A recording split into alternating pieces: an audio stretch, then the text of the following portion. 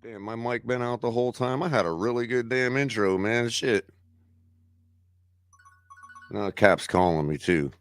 Good flipping afternoon, everybody. How y'all doing? It's Color for another cup of coffee with a cup of color. I drink the coffee. You drink the color as well as if you'd like to have a cup of coffee, you can as well. I'm drinking McCafe today. It's quite stale. I get it to get a new box. I appreciate y'all. You can hear me now, right? Yeah, I know. I almost thought I went deaf too, Shake. I can't hear myself anyway, so I wouldn't have known anyway. I had a really good intro too, man. That sucks. I was jiving, man. That was really good. Oh, what are you gonna do?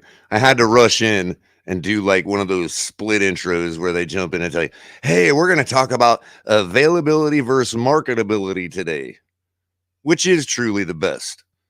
And then I realized because I had to rush back out and grab my notepad, we got a whole bunch of other stuff to talk about too. But we will get into that very question coming up soon on Coffee with a Cup of Color. I'm drinking my cup, my Hurricanes cup. Shout out to the Canes, who will be in action Saturday night at 8:49 Eastern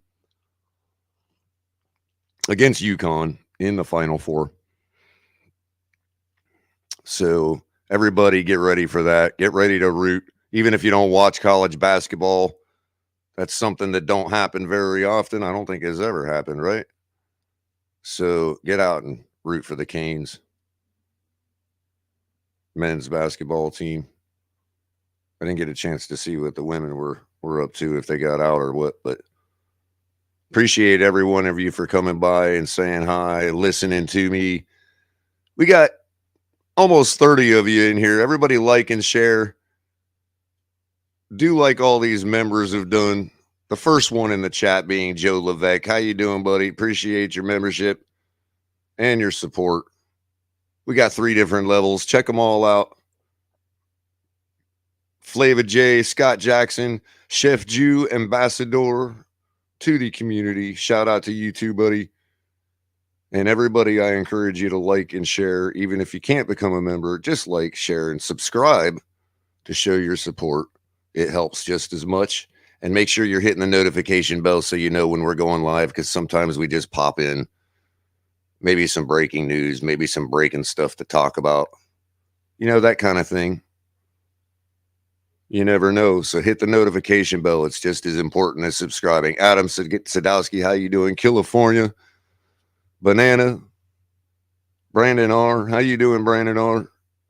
Aquavision. Vader's daddy. Clemente. Crypto. Looks like Capitan's popping in some messages with the Finns tailgate, trying to tell me my mic ain't working. I wasn't even paying attention. Shake Money. How you doing, Shake? Larry L.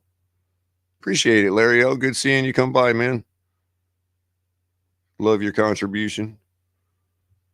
Lansing Moore. And of course, thank you to Caslin143 with the $5 donation. Appreciate you, Caslin. It was only really good because you were the only one to hear it. Yeah, that's probably true. That's probably true. No doubt about that. JM Santos, how you doing? Lance, probably driving, maybe not, but if you are, safe travels. I think that just about covers everybody. Like Caslin just putting it on me. I thought we was cool, Caslin. You've changed, man.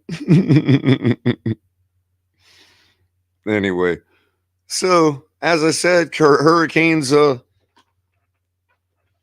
be 8:49 Saturday night.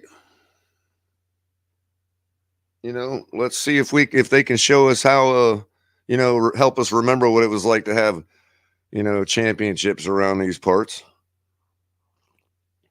or at least big wins. I know that's a Final Four tournament, right? That's pretty cool. They won me a bet a couple weeks ago. I was like, well, it's the Canes. I mean, if they're in it deep, they're probably a pretty good bet. So look for them to finish the job, get into the final matchup. And I believe the other Florida team will also be playing too. If they can win, you got 2 Florida teams in the final. Wow, that'd be something else, wouldn't it? Let's see if we can get that to happen. But in the meantime, and for some baseball that people around these parts may care about, you got the Marlins down south losing to the Mets in their home opener, 5-3. Nationals, who hold their spring training up here in West Palm Beach, going down to the Braves, 7-2. And of course, yours truly's favorite team, having spent some time in St. Louis, the Cardinals also dropped to the Blue Jays, 10-9. Looks like that was a hitting fest. 19 hits for the Blue Jays, 15 for the Cardinals. Crazy. So there you go with some baseball scores. Let's see what else I got on the agenda here, man. Oh, yeah. Well, that's notes for the talk. What is that all about? I don't even know what all that's all about. Okay, yeah, that's all notes for the talk. So let's do the rundown real quick. Oh, wait, Caslin's got another $5 coming in. Appreciate you, Caslin, for the donation. Culler, we are cool. You're my boy. I just don't want to be accused by El Cap that I don't like or support your content. No, you're good, man. We know who you are. We see you everywhere, buddy.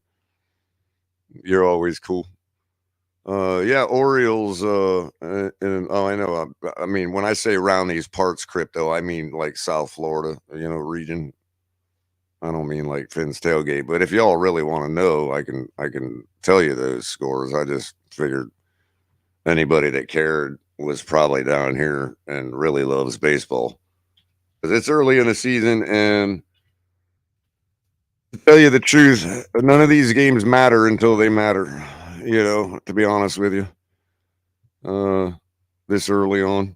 I mean, I hate to say they don't matter, because, the people that think they don't matter end up being at the end of the year going, man, if we'd had that one more game, and you look back in March and go, well, season opener. So I get they're all just as important, but let's see. Orioles, they take out the Red Sox 10-9, and the Brewers go down to the Cubs. There you go, crypto. Cubs beat the Brewers 4-0, which means since the Pirates beat the Reds, that would mean you got a 2-way tie for first going, game 1 out, with the Cubs and the Pirates in the NL Central. There you go. You happy now, crypto? All right. Good, because if you're not happy, I don't want you yelling at me.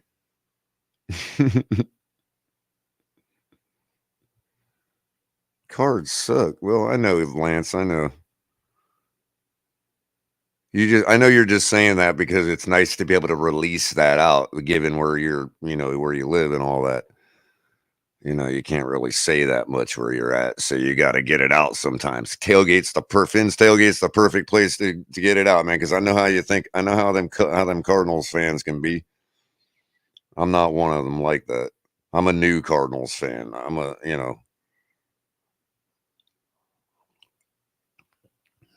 John Jayoneer.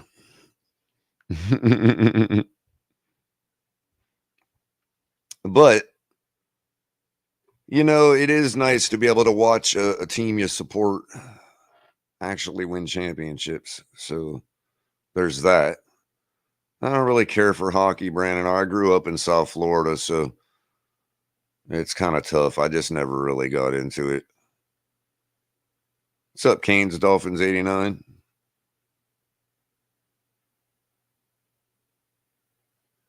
Even they tried to force feed it to me in St. Louis, it really didn't matter. But anyway, guys, like I said before, like and share, subscribe to the channel, support it. There's other ways to support too. You can Cash App us at $ the Finn's Tailgate or Venmo the Finn's Tailgate. Plus, as Caslin has done, You're certainly welcome to use the super chats and super stickers and all that stuff. Like I said earlier, the memberships. We always appreciate that too. You can get El Capitan just about every night of the week. Of course, he's got a day job, so that can depend sometimes. But I believe he's going on tonight. I'm not sure. I thought I heard him in the group chat talking about something like that. So look out for that. Keep your notification bell rung. Of course, you can always catch Lewis coming in as the rabid dolphin, foaming at the mouth, throwing it everywhere. But I've gotten wind that he is taking a boat to St. Elsewhere and will not be around until Monday. So don't be alarmed if you don't catch Lewis around everywhere this weekend, guys. Just letting you know. Little birdie told me that. The boat to St. Elsewhere is sailing, and Lewis is going to be on it. So there you go. You also got DTA, I believe, Shake Money, newest contributor, a la team member by proxy, I guess you could say. And King DTA with Dolphins Debrief will be having the boop, boop, boop room, which I don't know what they're going to rename it to because we're not allowed to say boop, boop, boop anymore on the internet. I was thinking maybe like situation room or something, but we'll see what he calls it. But they'll be going at like 6, I believe, 6:30 our time, Eastern time, that is, in the afternoon for DTA and those on the West Coast. Because we do have a lot of members on the West Coast, subscribers on the West Coast, viewers, haters. We love y'all. We appreciate y'all listening in from the West Coast. And if there are any of y'all out there today, thank you very much. I believe it is 1, 12, 11, it's 11:16 in the morning over there. So good morning to our folks in California. California would probably be one of those, I'd imagine. Good morning to you. How's the weather out there? Beautiful, I know.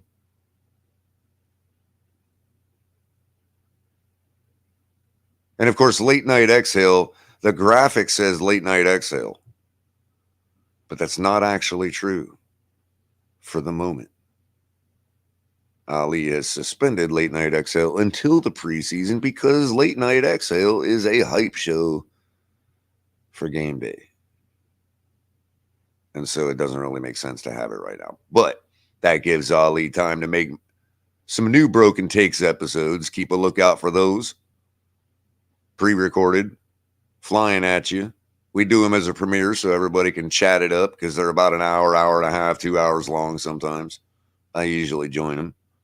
And we'll be doing a new show in the mornings starting as early as 6. Ali and myself popping in to give some tidbits on the side. And then I'll be following that up with this show, Coffee and a Cup of Color, around 8 as a segue. And if I can never make it for that early, then guess what, guys? You get me right now, just like right now. So hit the like button, subscribe, share, all that good stuff. Keep doing it. Keep loving it. Keep buying all your merch, coffee cups and all, because you're going to need a coffee cup to have a cup of coffee with color. I mean, how else do you drink your coffee? And of course, we got flags. This is a badass flag, by the way. Just ask Ali. He owns one and flies it high. Just bought a flagpole for it for his tailgate. Excuse me. And he will be flying it for everybody to see. Keep donating. Maybe we can afford to get him an orange parking pass so he can fly it in the orange section. And of course, flip-flops for CB83, as many as he wants to buy. As long as he keeps buying them, he can flip-flop as much as he wants. Sweaters, which Not too cool, not too cold right now, but might get cold in your house if your significant other likes it at 50 degrees and you don't. So go ahead and get a nice little sweater with a hoodie. And of course, the beanie to go with it. Some of y'all's ears get cold, but your knees don't. So you might need a beanie in the summer. I'm drinking a coffee in the spring. You know, that's funny too. Get a little side note before I get to our special affiliates and sponsors. You know, when I was living in Missouri, it was funny because I would go into the gas station down the road, 7-Eleven or whatever it was. Thank you, Billy. Billy says the shirt's tight. I appreciate that. Yeah, I try to eat, Alec. I'm getting to a point in my life where I've got some issues that I need to get taken care of, and some of them do. And I guess making me fairly thin, but I do eat enough. Appreciate the concern. But anyway, the flag I believe is like 4x6. It's not smaller. It's a good sized flag, and it's like made out of like a polyester nylon material, but thinner. It's not like stiff, you know. So it's like it's kind of a decent quality. Yeah,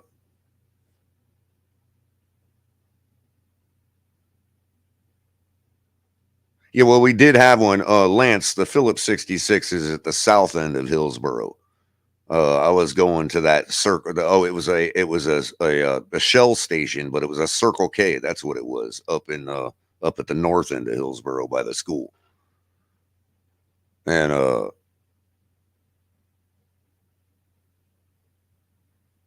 I'd go in there in the middle of the day, 1 o'clock in the afternoon on a in the summer. It'd be like 98 degrees outside. You know what I mean? It gets just as hot and humid there as it does in Florida. It just doesn't get that way in December like it does here. It's the only, real difference. And I'd go into the store and get some coffee. And I'd have other customers ask me, like, what are you doing drinking coffee at this time of day? Like in this heat. And it's like, hey, man, what can you say? When you're in Florida, if you need a cup of coffee, you can't be. Hey, it could be 10 o'clock at night. I mean, if you're waiting on it to get cold in Florida to have a cup of coffee, you might be waiting. You might go a while without a cup of coffee. You know what I mean? So, yeah, that helps, Alec. Appreciate that. That does help. And I do. How's it going, Jose M? I'm seeing you.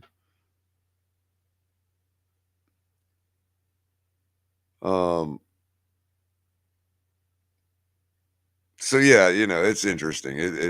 I'll drink coffee any time of the day or night. Probably drink too much. That's probably part of the problem. But I had some other things to talk about in the news that I really wanted to get into before I got so deep into the question that I've posed. Because I think it is an interesting question. We say it. You could almost call it cliche, like we almost say it like it's a cliche. Everybody just says it. It's one of those, I guess, what you would call a truism. But is it really true?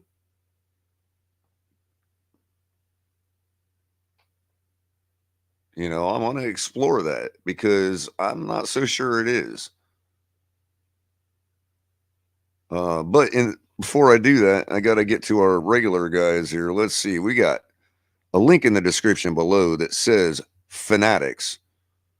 And that'll take you to a site where you can get all the officially licensed gear you need for the NFL, NBA, NHL, MLB, MLS, all that good stuff. Hopefully all in aqua. But we encourage our friends in Buffalo to they can get their Buffalo gear there too. It's okay. Fanatics will like it. But use the link in the description below because it'll tell Fanatics that we sent you. And it's a nice thing to do, to recommend people. And that's why they thank us for it. I don't know how they thank us, but I'm sure they do in some way. But anyway, make sure you're hitting them up. Doobie energy drinks, energy products. Dubby, I would say Dubby because of the double B, but everybody says Doobie, so I'll just say Doobie like everybody else. It's Doobie. Check them out. Also, a link in the description below. You got Backroom Collections over to my screen left, stage right. Backroom Collections, custom artwork, memorabilia, all that good stuff. 10% off using the code hashtag TFTG. And as well as I didn't get this dang thing uploaded yet. So, no, I don't think. Let me look. I might have to switch brands for a second. That's okay. A free shout out to El Capitan with TFTG. We'll switch over to the TFTG brand for a minute.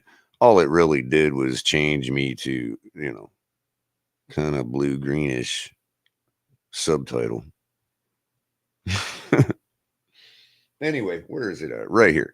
These guys, ZSM Sports, proud sponsor of the TFTG network, South Florida's #1 sports memorabilia and private signing agency. I believe currently still working with Zach Sealer. Give him a call. Set up some private signing sessions and other kinds of stuff. Make sure you're calling them. Emailing at zsmsports25@gmail.com and phoning them if you're in the Lauderdale area, or if you're like everybody else in the updated world, you don't care about long distance charges. Call 954-980-5801. And of course, they can be found on Twitter and Instagram at SportsZSM and at ZSM_sports, respectively. ZSM Sports, South Florida's #1 sports memorabilia and private signing agency. Hit them up today. Get your stuff signed, especially Zach Sealer. Man, that guy's man, what a dog he is, man. Dude's got a bear claw. Like, hey, that's the thing. Maybe Zach Sealer can lend me some of his arm. You know what I mean? I won't be so skinny. But King Mill, how you doing? I see you. Amicus, how's it going? And of course, Brandon R. Man, much appreciated, Brandon. I saw you over at TD's earlier saying hi. Glad you're speaking up. Appreciate the sentiments and all that stuff. And I appreciate you becoming a member. Newest member, Brandon R., just became a member. And we do appreciate that. Love you so much for it. And everybody else, do like Brandon R. So we can keep growing. Get you more people in here to talk to, all that kind of stuff, man. Because you figure it's like a percentage, and it is for everybody. It's kind of the same. That's why I don't know why people throw it in each other's face like content creators like to do. They throw it in each other's face about who's viewing what. And it's all like a percentage of like this number, and then live is this number, and then like residuals is this number. I mean, it's all roughly the same percentage for everybody. I usually kind of track the stuff as a hobby, but that being said, you got 4,000, you're going to have 100 watching today. Well, today I got 40, but it's middle of the day, 2:30. TD's got his QB ranking thing going on, which is interesting. So, I'll be on for a little while. But people will go back and watch. And so that's why it's, you still have a certain percentage. If it's 800 to 1,000 views overall, and there's this many whatever, and that goes up relatively. So, if you're at 50,000, you're going to have 200, 300, 400 live viewers. They're all going to, that means you're going to have, now we get, a lot of the time up to over 100 live viewers. We average maybe 75 to 90. And out of that, you got you guys that that are chatting right now. Maybe 20, maybe 30, 30 probably unique ones that I could probably think of off the top of my head that I recognize. And if I don't, and I'm not thinking of you off the top of my head, I probably would if I saw your name. So don't be insulted by that if I forget you. But I'm not going to name them, so I won't put myself out there like that. But all know who you are. You all interact with each other every day. And so we want to bring more people as we can into that fold too. Give you guys people to talk to, and sharing does that right there. If you're saying to somebody, hey, check this out, that's telling them you're going to be there too. And if they're a buddy of yours or a friend and they're already comfortable talking to you, that's another avenue for them to come chat it up with you too. So it helps a lot, really. Even just sharing, liking, all that. And we appreciate every one of you that do that. I know I'm harping on it a lot, but I got a long show to fill up, guys. I mean, damn. Just kidding. Anyway, so that's, you know what? Before I'm gonna tease you guys even a little more before I get into what I had to say about the topic at hand, because the topic at hand, kind of like the notes I have here on my sticky notepad, the notes here kind of all pertain to that, even though they're not necessarily like on availability, but it does.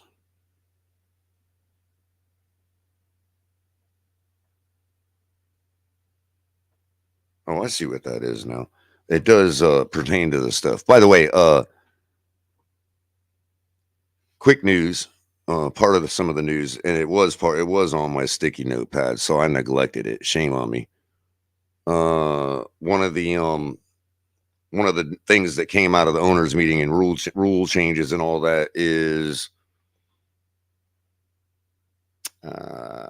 the player cuts are happening on one day now, and we can keep 90 players throughout training camp. And they actually have a date for the cut from 90 players right to 53 without a cut in between. And that's going to be Tuesday, August 29th. Mark your calendar. That is the day for final cut. Tuesday, August 29th. Don't ever say that TFTG don't give you news that matters. You know what? Yes, Aqua, at the very bottom.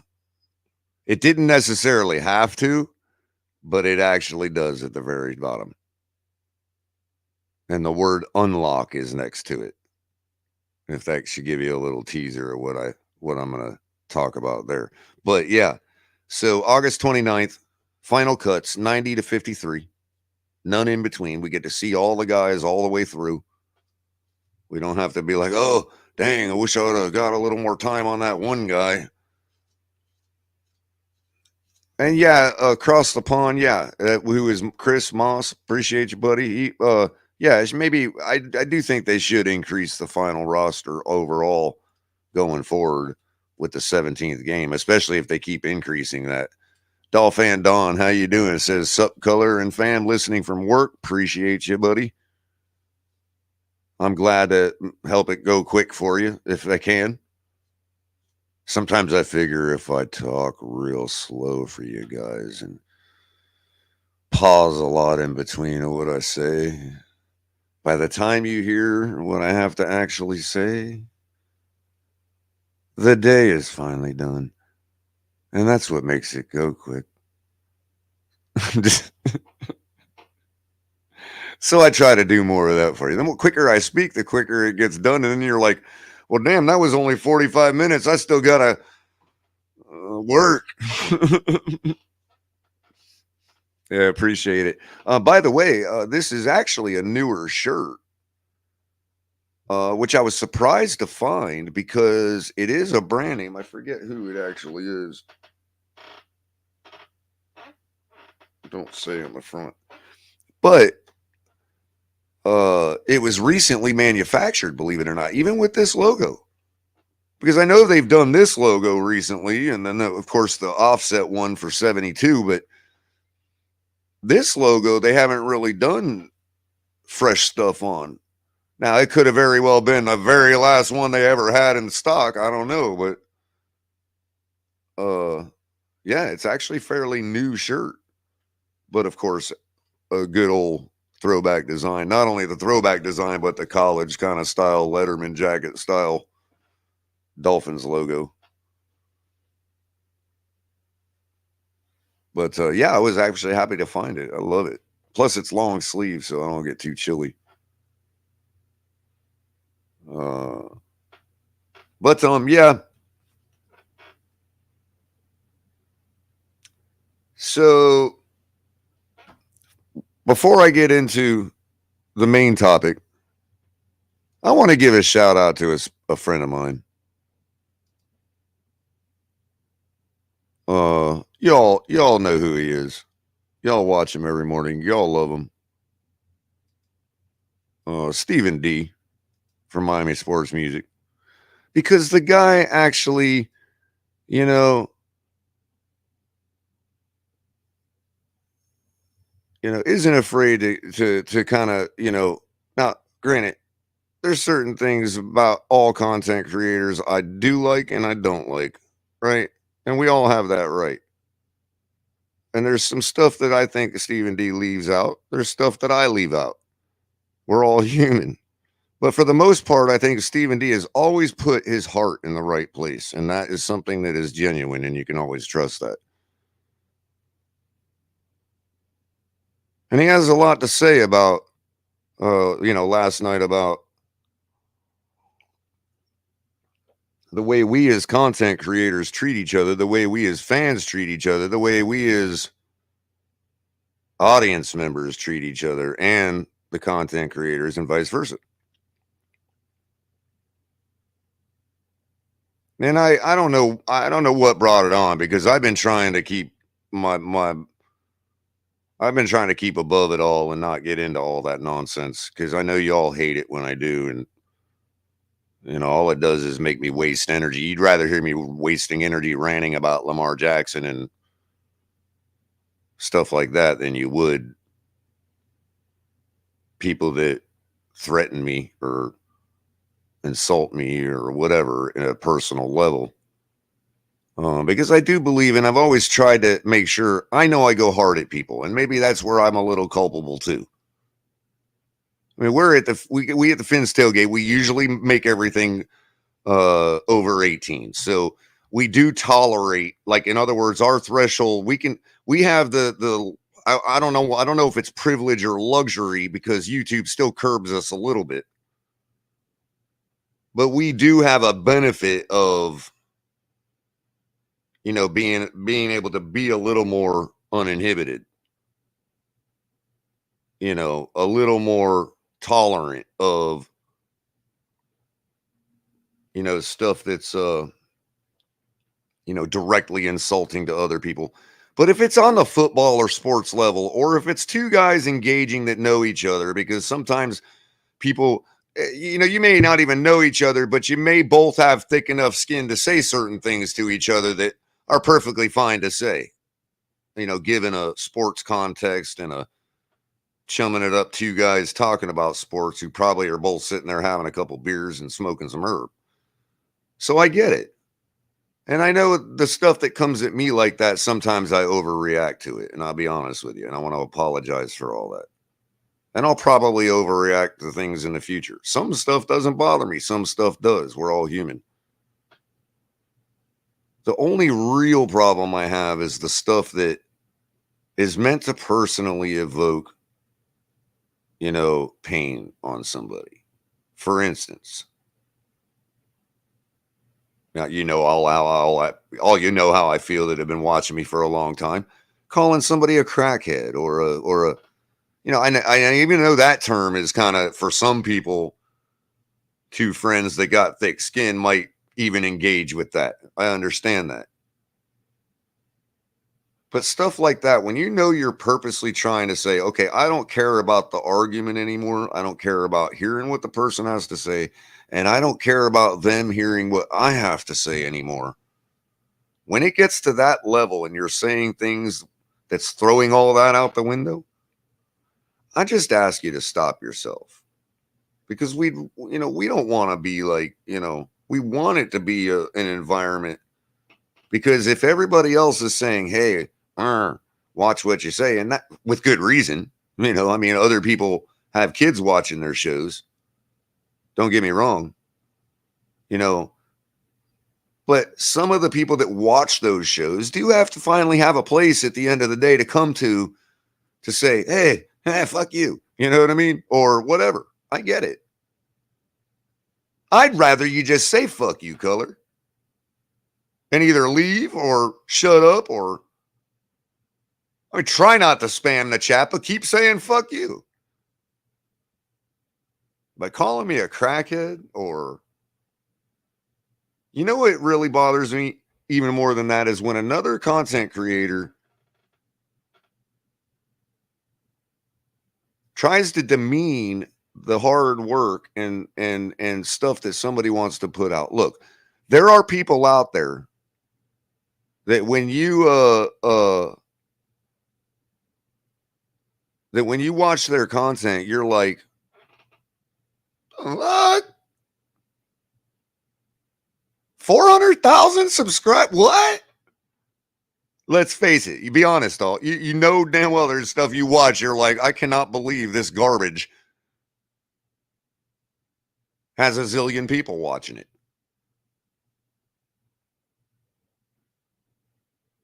Likewise, there's people that are putting a lot of effort into stuff and trying really hard to bring some presentable content to make YouTube a place for people to come to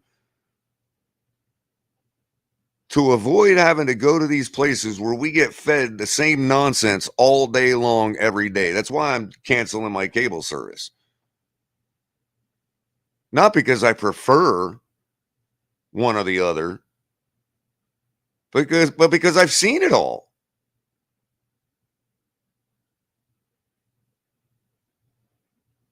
Done it all.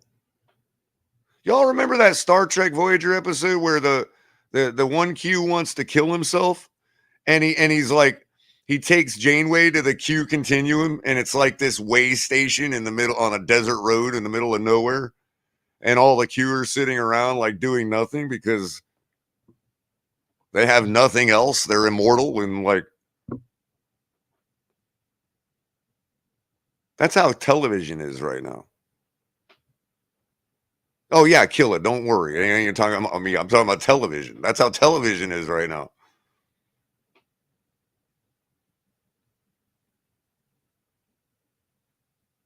Well, again, JM, I didn't know if that's what it had evoked anything or whatever, but I did see that dust up, if you want to call it that. And again, I don't care what one man does to another man or whatever. It ain't my business. I really don't care. As long as somebody doesn't come back at me and care whether I'm saying how ridiculous it is.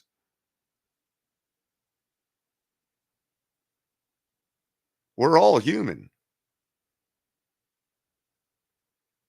I mean, and hey, if you're going to accuse somebody of something because you think because you have some kind of feel like you have some kind of moral high ground to expose somebody for, this or that, then let's see what evidence you got.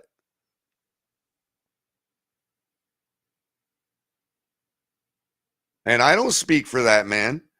He didn't ask me to speak for him. He didn't even have to tell you, show the evidence, because not everybody cares that much. I mean, let's be honest.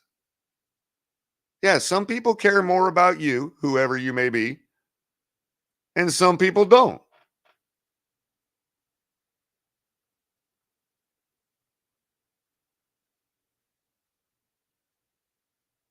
This many people care about you, and this many people care about me, and this many people care about so and so. Ain't nobody's fault. Don't make nobody better than anybody else. Let me reiterate that, because some people are better than others. It don't make anybody more human than anybody else.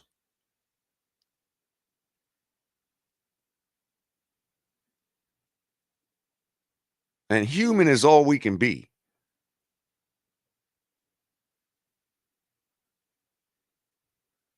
If you don't like it and you want to call, look, I don't care. I'm going to just keep it about me because I don't want to seem like I'm white knighting anybody. I'll keep it about me. I mean, hey, I'm at a point in life where I refuse because partly because I can and can't, I can't physically do certain things anymore.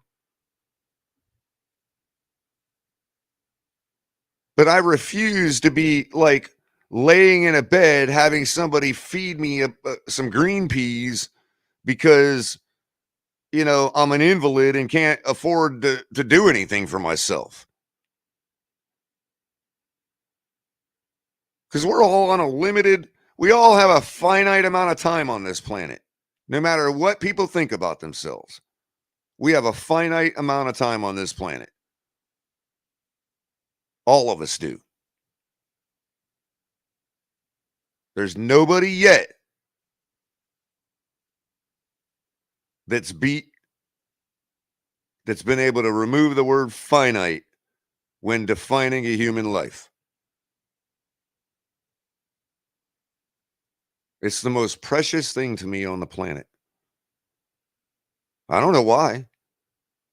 Nobody's ever I shouldn't say nobody. Very few people have ever treated me with any respect enough to deserve me valuing that. But I do. It's built into me. And so I come here when I can. I'm trying every day to talk about what I have to say about whatever. You see the title. Today is availability versus marketability. Because I saw a tweet yesterday from somebody that got me thinking about that. I'm not the most brilliant person in the world. I'm not an expert. I have no license. I have no credentials.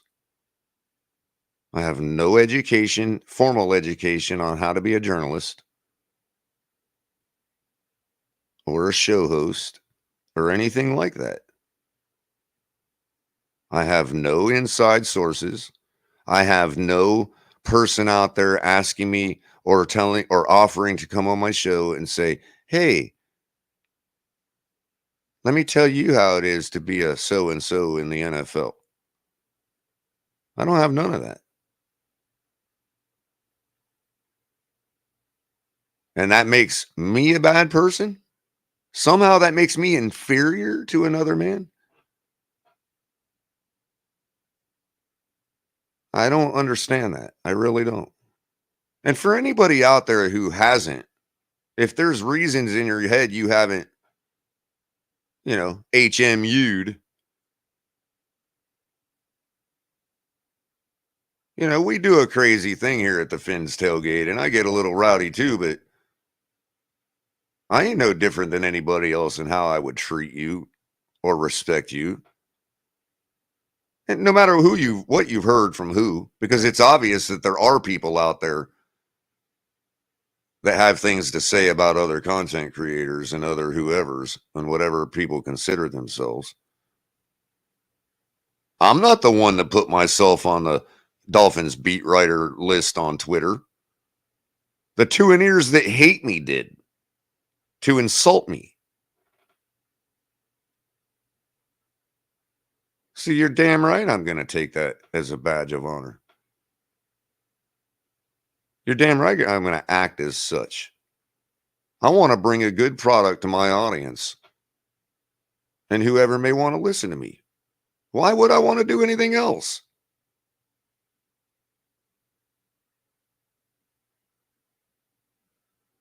If I did, I would just like, I don't know, put on a raggedy t-shirt and whatever else. I'm not going to every single day give you, hey, today it's the spreadsheet with the, you know, what we got to do on draft day. And this is this guy. It's not my job. I'm not Jerry Maguire. Okay.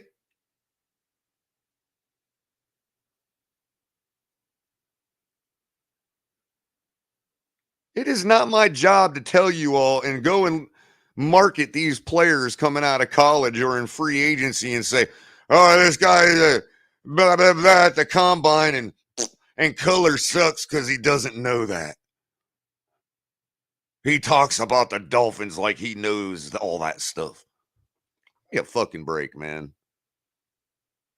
Told you 1,000 times, man. Grow the fuck up. Sean is trying to get my attention. What is going on?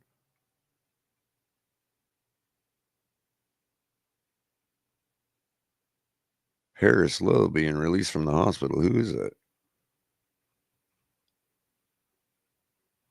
Not sure who that is.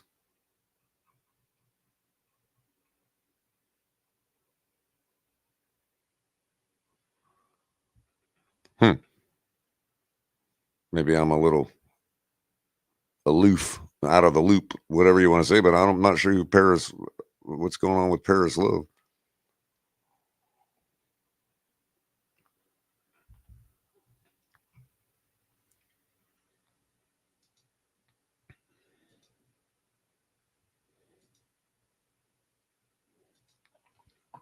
I have to look into that. Maybe I didn't know him by Paris Love. If I met him in person, I might not have known him by Paris Love. Forgive me. Or if I have interacted, forgive me, Paris Love. Tailgater. Okay, yeah. If I met him in person, I'd likely he may have introduced me or introduced himself with a different name, or he might have I mean, Paris is kind of a, might have flew through my ear real quick.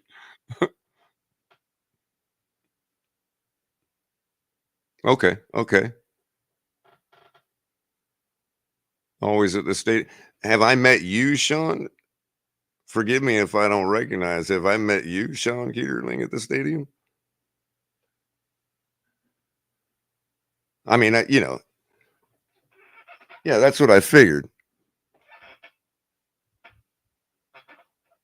I remember Vince. Y'all know Vince, right? Vince was Vince was very kind to my mom when I brought her down there for the Patriots game. Kind of got her some water and made sure she was, excuse me, him and his wife made sure she was comfortable around people she'd never met. So shout out to Vince and his family there. Vince cooks it up too for pretty much everybody. Usually sits right next to Stephen D. But Stephen D wrote a tweet last night that kind of sums up a lot of I mean, I could keep going on about how I feel about how other people treat content creators. I've tried to stay above the board.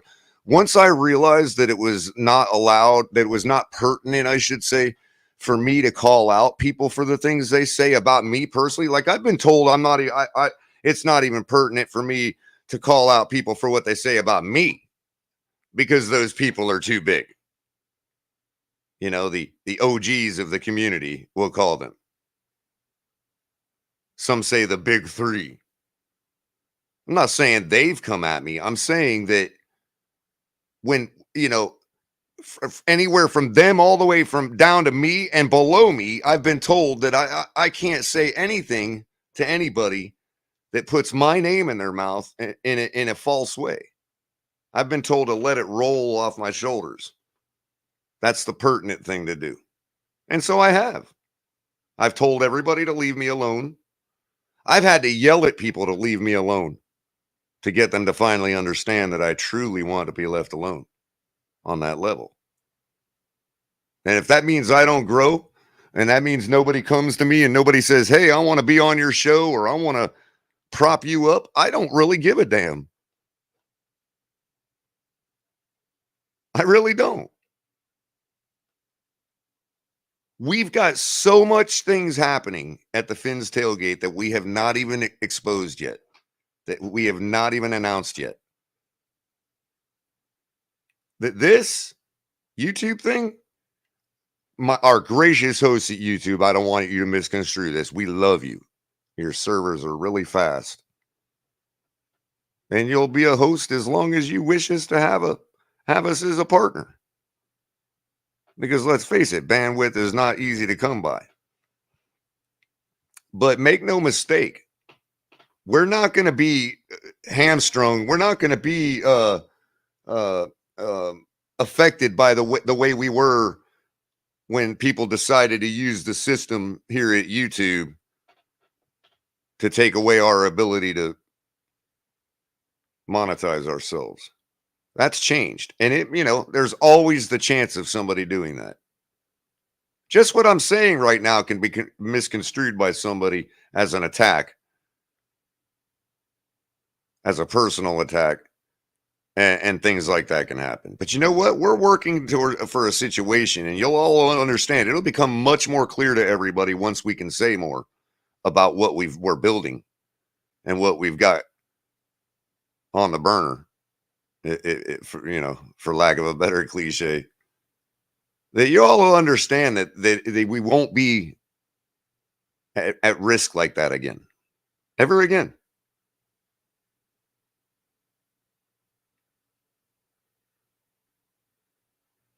Because there are other ways to build yourself online and for us to provide you guys, and a place to come have a tailgate than the setup that everybody is so preciously protecting and shielding, like it's supposed to be some kind of, I don't know what.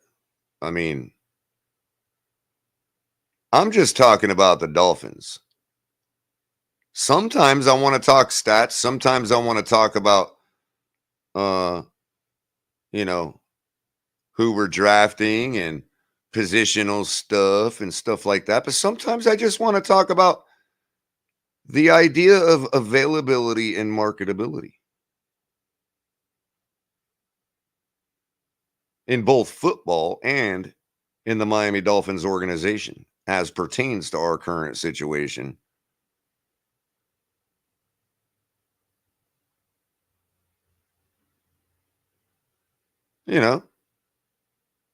I'm not an expert. What can I say? I never purported to be. So there's really no need to come at, like, seriously. If you feel threatened about my growth or somebody's growth, come to me. Don't limit yourself. I mean, hey, I get told all the time that I'm this and that, and I said this and that, and I'm with this and that group. And all those people that say that stuff can't possibly have watched any more than 5 minutes of my material. I don't care who they are. You can be the most important person in this YouTube community of Dolphins fans. You can be the most respected person, most important person, content creator or viewer or audience member.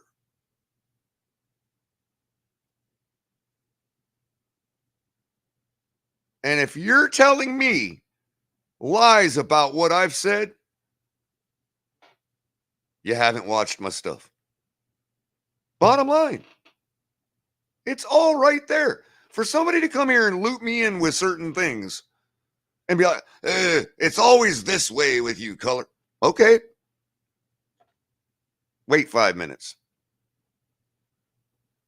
Sort of like TD said, he's been saying a couple times on his last couple shows. He goes how Tua goes. If it looks like he's flip-flopping, it's because Tua's flip-flopping. What's wrong with that? Oh yeah, Sean, I've stopped taking it personal. That's what I'm saying. I bet that's why I don't really know what evoked this out of Stephen D, because I'm really in the dark, because I just go to sleep and then I do a show and then I go to sleep again and then I do a show and hang around other people's shows and then I sleep. So I didn't really see what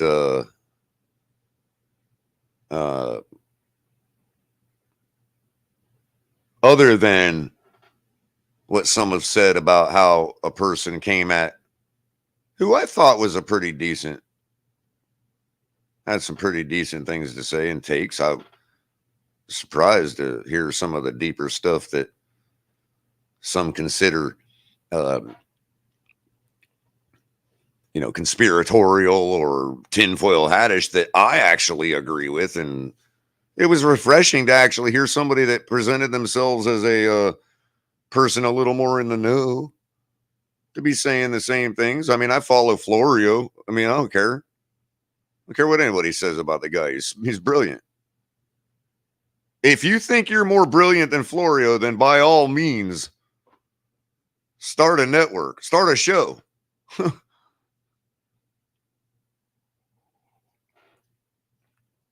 If you think that Chris Sims is trash takes and doesn't know anything of what he's talking about, hire somebody better. Get the better quarterback and start your own show. I mean, for example, not just putting it all about Florio, I'm just saying, for example. And so I did see a content creator go after somebody else and start calling out and accusing them of certain stuff. And maybe that's what, yeah. Because there's no reason to do that to somebody. And it's been done to me. I mean, again, people actually, and then when I say, hey, I'm just a yahoo, and they insult me for that. Oh, well, don't listen to him. He's just a yahoo. That's what he just said. Okay. And you're not? And if you're taking offense to my question of you're not, you're the guy I'm talking about. Let me repeat that. If you're taking offense to my question of you're not acting that way, you're the guy.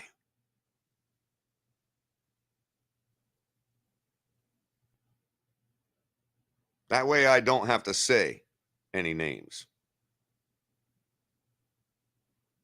And it just be done with it. I mean, hey, it's done.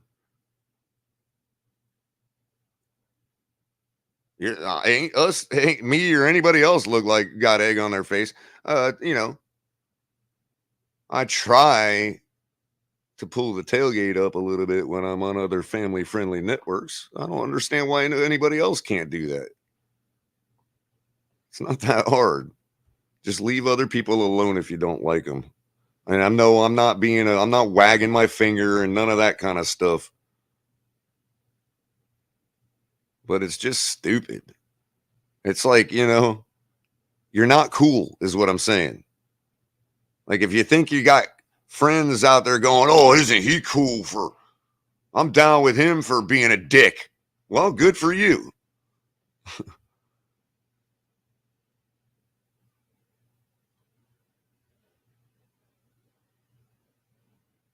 I got you, Anthony. We'll get to that in a second. I did want to read Stephen D's tweet, though.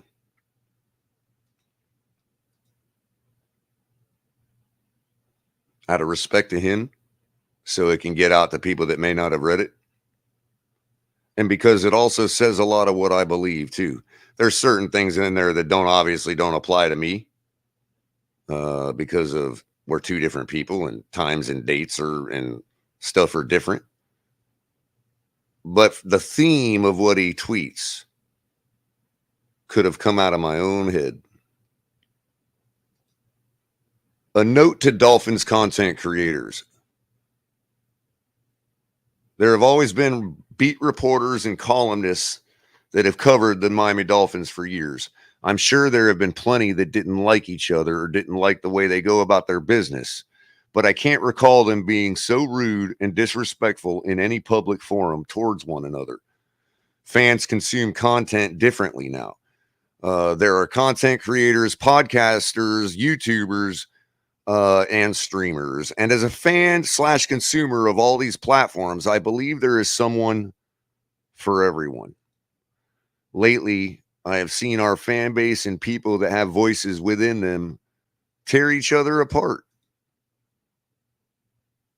be verbally abusive towards one another, rip each other's hard work down, publicly slander them, and even worse, get personal with people's loved ones and family. First, I would like to apologize for any role that I have played in perpetuating this behavior on my platform. I believe we are all better than this. Second, we should let our content, viewpoints, work ethic, and platforms be judged by those who choose to consume it, not by each other. We don't have to like one another, but we should respect each other. I'm not perfect and I have made mistakes. I have hosted a live morning show for almost 3 years, and there have been moments that I wish I would have handled things differently, but you live and you learn. My third and final point is always remember someone is watching us. How we act towards one another will be looked at by our peers, fans, future potential business partners, and the young ones, the youth. Remember, if there is a choice of being right or being kind, choose kind. Sincerely, your fellow FinLaw, Stephen D. The only thing I'll push back on is the end. No, I'm always right. Just kidding. The fact that that man has to write that, as respectful as he acts towards people, is amazing to me. It really is. I don't know what evoked that in him because I haven't asked him personally. But dang, I echo the sentiment. I know how the man feels. I mean, I know I'm abrasive to people, sure, and much more than he is. I would have expected to, okay, granted, I don't think it's right to treat anybody that way. But if you stood me next to him, I'm certainly the one that should be taking it before him. And I apologize for that too, for anybody that's offended by it. I'll never apologize if you're offended by me just saying a fact. But I do get aggravated sometimes like any other man. And I'll say things in a way that may be considered a Victorian insult. So I get it. But somebody's going to come right back at me for this and be like, oh, okay. So-and-so's never going to come on my platform. Okay. I guess I should just quit and never talk to you all again. Waste a gift that's been given to me, which is an opportunity and time to sit here and do this. I mean, the time is not infinite as far as whether I can afford to sit here and do this for the rest of my life. I can't. There's a balance that eventually needs to be struck with incoming and outgoing. And y'all know that. I'm not going to act like there isn't. I'm not going to pretend that I'm, just so somebody like this jackass can come over here and say, oh, look at Culler trying to rip people off. He don't deserve none of that because he's not real. The fuck is real?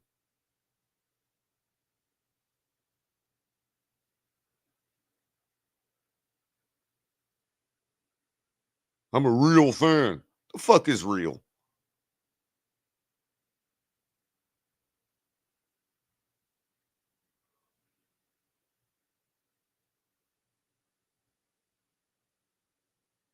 Just get out of yourself. And if you want to help the Finns tailgate, by all means, nobody cares. Nobody's going to, I mean, there's people that literally can't be seen to No, by all means, we welcome it. $ the Fins Tailgate, Venmo the Fins Tailgate, super chat us. I don't scream for it all the time for a very good reason. That's just not me. But give it to us. Okay, fine.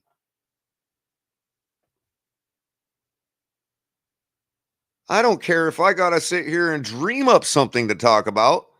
I'll do that before I'll sit here and give you 10 minutes of spreadsheet and 2 hours of give me money. So I don't appreciate the insinuation that I get sometimes that somebody is trying to like fraud people or something. No, ain't nobody trying to fraud anybody. What you see is what you get. Sometimes it's cheesy. We suck. We've got amateur guys working on everything in back. But look what we've been able to put together for y'all. The reason we take so much heat, and I suspect the reason, to play devil's advocate, the reason we take so much heat and so much is expected of us is because of the way we present ourselves to people. When you present yourself professionally to people, some people that come in that are new are like, oh, wow, look at these guys. And so they expect a certain amount, a certain thing from you. And I get that. So when somebody can say, hey, look, amateur, that person's like, what? We're going to get better. Go look at the stuff like the very first shows Capitan did by himself. Then gradually go through, look when I joined him and how crappy the stuff was compared to what we're doing now. And the stuff we're doing now, probably crappy. But imagine what it's going to be like in a year. We've got stuff coming out soon. Forget a year. But imagine what we can accomplish with y'all's support. First of all, non-monetary support, sharing, all that stuff, talking to us, engaging with us, telling us you want us to do this. That's the main thing. That's the support I'm talking about. But yeah, monetary too. Flood it in. It only helps us grow quicker. It only feeds these skinny bones.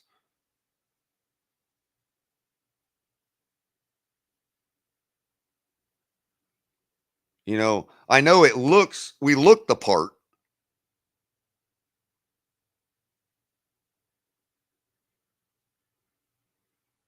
You know, we don't have, I mean, I'd love to be able to get like 5 coffee cups and give them out to 5 of you all in some kind of contest. I don't have the ability to front that stuff. No big deal. So I try to come up with stuff to talk about that you all might want to enjoy me talking about. That's my gig. That's all I got. And I don't think anybody should be faulted taking this off of me now. I don't think anybody should be faulted for bringing to the table all they got. Since when in this society do we pick on people for bringing all they got? It's the most valued trait a human being could have, in my opinion, is bringing all they got.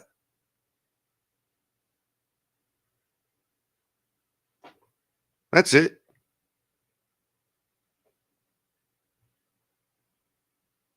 I mean, that's it. We're at the hour and 12-minute mark, and I appreciate all 47 of you watching. Keep liking and sharing. Subscribe if you haven't already, and hit the notification bell, but mainly like and share. Like it so the algorithm gets us out there. I know it's middle of the day, and we're right in the heart of a lot of people's content. So, yeah. But I appreciate every one of you listening to me. I'm going to get to the topic of the day. As soon as I remind you that Fanatics has all the officially licensed gear you need from the NFL, NBA, NHL, MLS, MLB, QLP, JUC, whatever you want to call it. Everything, all officially licensed. Use the link in the description below to let them know we sent you. And of course, Doobie. I'm sorry, Doobie. I was thinking of ZSM Sports at the same time. Doobie Energy Products, Dubby. Check them out. They got everything you need to keep slim, to keep energized, to keep going. Check them all out. And of course, Backroom Collections. Hashtag TFTG for 10% off at checkout. And for the reason I got distracted earlier, here is the ZSM Sports, proud sponsor of TFTG Network, South Florida's #1 sports memorabilia and private signing agent. See email zsmsports25@gmail.com. Phone number 954-980-5801. 5801.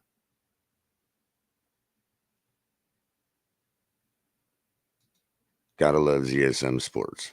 We love them. And a lot of athletes love them too. That's why they'll be able to provide private signings for a lot of different athletes. So give them a call. In the Broward County area, 954. And of course, I don't even know who pays for long distance anymore. Unless maybe you got like local PCS wireless or something. I missed Caslin. Look at this. Caslin again. Third donation of the day, I believe. $5. LOL. To be fair, El Cap still don't put out quality content. Just playing. Ooh. Shot across the bow. I guess we're going to find out if El Capitan's still watching in a second. I'll leave that one up for a second. Yeah.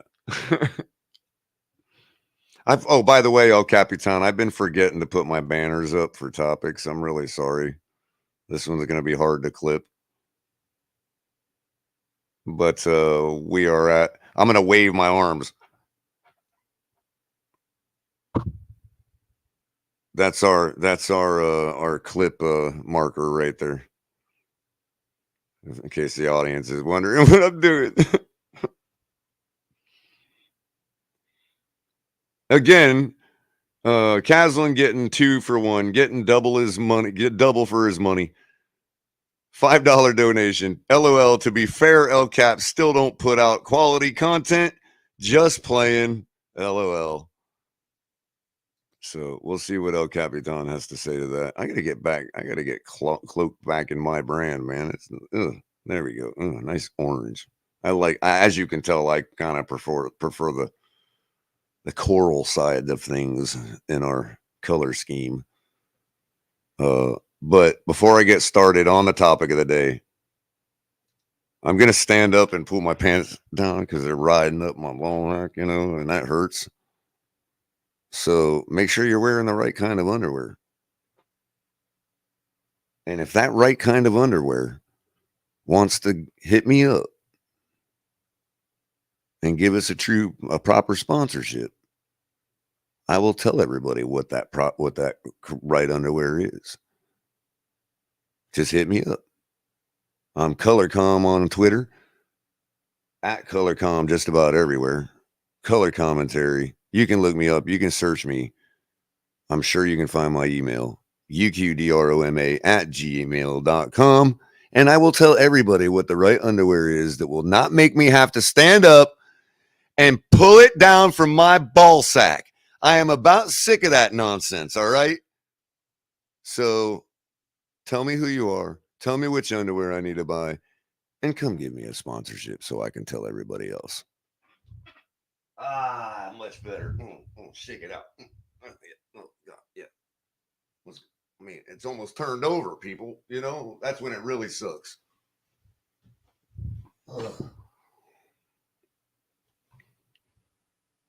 Much better. All right. So, availability versus marketability. Everybody is aware of the tweet last night that our star wide receiver put out. The best availability, or the best ability is availability. And we say that a lot. Everybody says that. How could you disagree with it?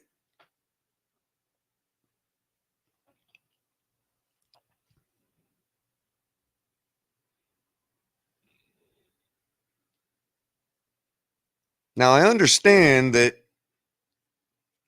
Tyreek was speaking to a certain group of people, not directly to our quarterback.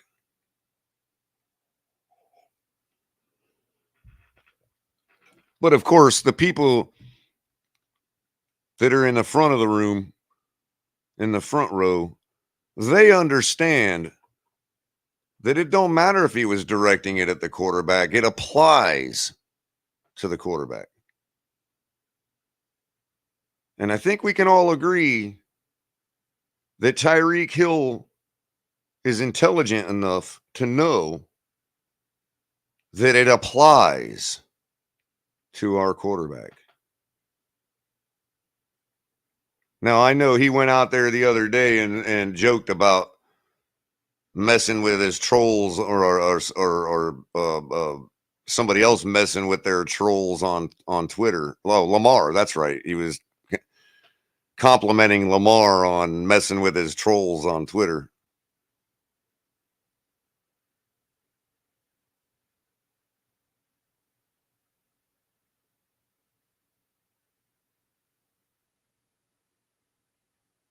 And, so I'm not going to like hold too much water to it being Tyreek Hill, although that is now the third player that has been quite flippant in their support of Tua. Or I should say, support of what we got. Because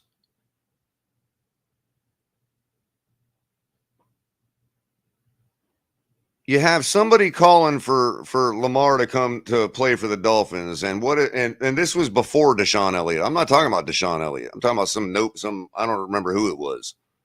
Might have even been a nobody on Twitter. And Javon Holland felt the need to respond, even quote tweeting it in responding by saying, "Not in number 8, not wearing number 8."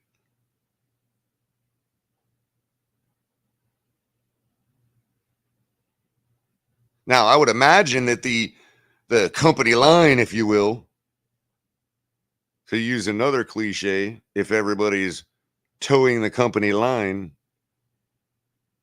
the company line, I think we all could agree, would be, "What you talking about? We're good."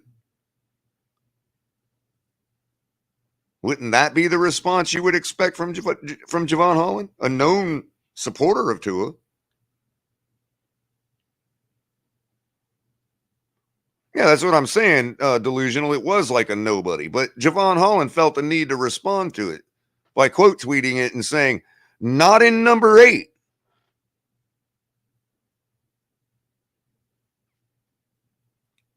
Now, that might be a complete joke, but is that joke not in just as much bad taste as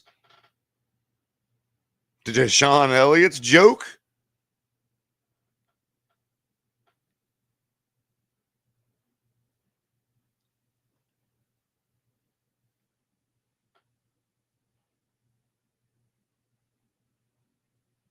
And now you have, by the way, that was number 2, Deshaun Elliott. Brand new player. Somehow feels like he has the license to say something like that. I don't care if he's young or not. Don't they all go through some kind of training or a class when they first get in the league about what to say and what not to say to the media and how to say and how not to say things? You're going to presume to me this guy's agent and PR team didn't know and couldn't have the foresight to tell him to keep his mouth shut about all things QB, especially when you're on the defense? Like, you can't read the tea leaves in Miami? I don't think he's that dumb. I do not buy it that Deshaun Elliott is that dumb. Could still be a mistake.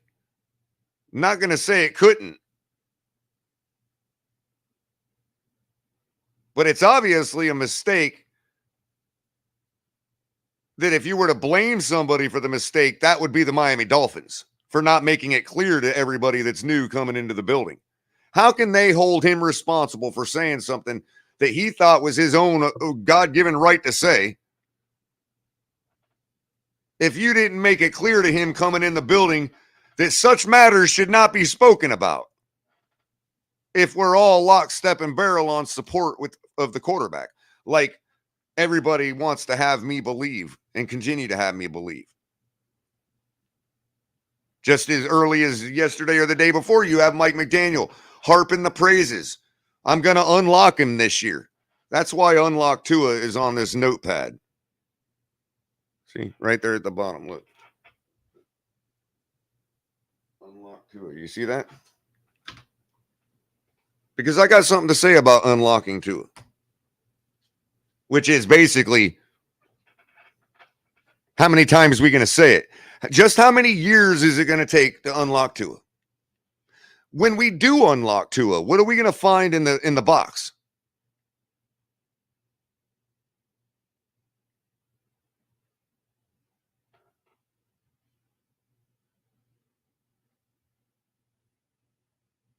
Do I think somebody can unlock Tua? Do I think he needs to be or can be or and all that? Yeah.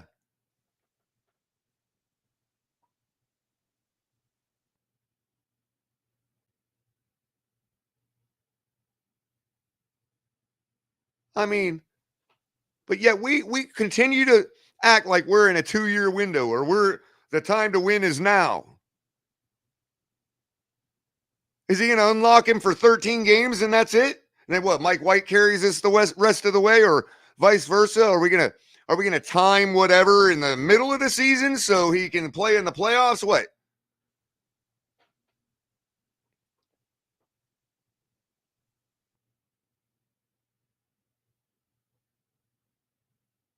Let me ask you this. Let's take all the names off of it. Forget all the quarterbacks involved. Okay? Take all the quarterbacks and throw them out the window, their names. You got a playoff game coming up tomorrow, right? You got your whole team is healthy. Everybody kicking, ready to go.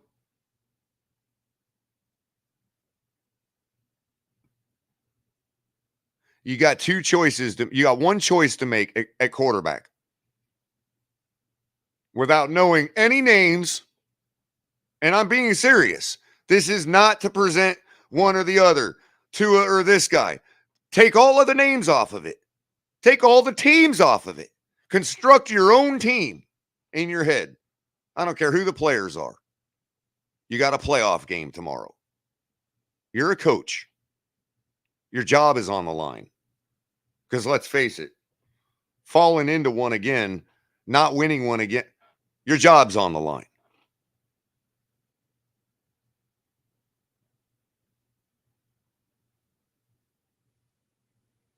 Which quarterback do you start? Quarterback A has played in a playoff game in his career. Quarterback B has never played in a playoff game. Sight unseen. All things being equal. Team however you want it constructed.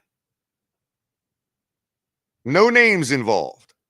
The name literally says on the back of the jersey, I've been to the playoffs, and the other jersey says, I have not been to the playoffs. Who do you pick?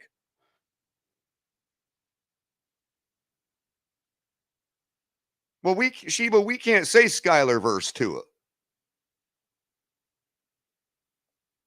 We have to put it in the terms I'm putting it in for people to understand what we're saying without being insulted.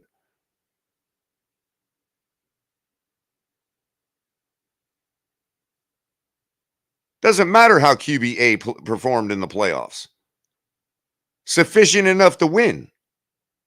That's the answer to that. Sufficient enough to win, Vader's daddy. Thank you for the question.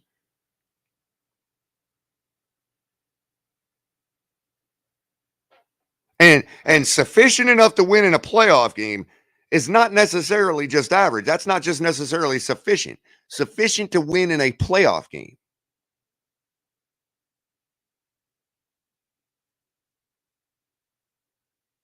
Because I would ask you, Vader's daddy, to add the yardage that would come from just one of those receptions, one of those passes to Waddle being a reception.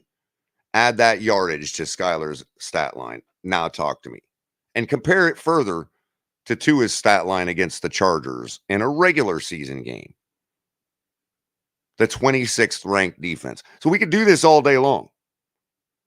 But instead of doing that, I'd rather thank Samaj Taylor, the $5 donation, just showing some love, Culler. Appreciate you, Samaj. Been seeing you over down south. I mean, down south, meaning earlier in the morning over on MSM.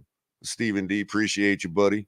Thank you for rolling in and saying hi and showing some love. Really does help the channel. Everybody, be like Samaj. I am not afraid anymore. Give me money. No, I'm kidding, man. Hey, I do need to, don't I need to get a little change cup or something, though, like everybody else has? Make fun of it, you know? I just put it up in bag. I'll be like, give me money. No, thank you so much, Samaj. I mean, it is what it is.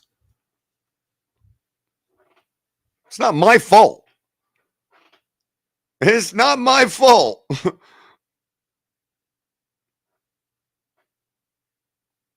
Well, that's what I was going to add was, you know, I just said conservatively, you know, add one reception out of those 3 drops. Now add 2, which is what you should expect from a guy that everybody's rolling around here saying, oh, he's protected from a trade, Culler. You're an idiot for calling. Are you kidding me? Trade Waddle? Well, if you're going to say that, then you should expect 2 of those catches to be caught, if not 3. Now, granted, nobody's perfect. I get it.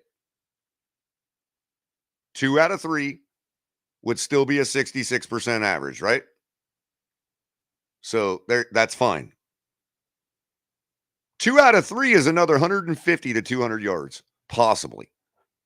Depending on how much, well, no, not 200. It wouldn't have been that much, but you're talking 100 to 160 yards more on Skyler's stat line. 2 of those passes getting caught.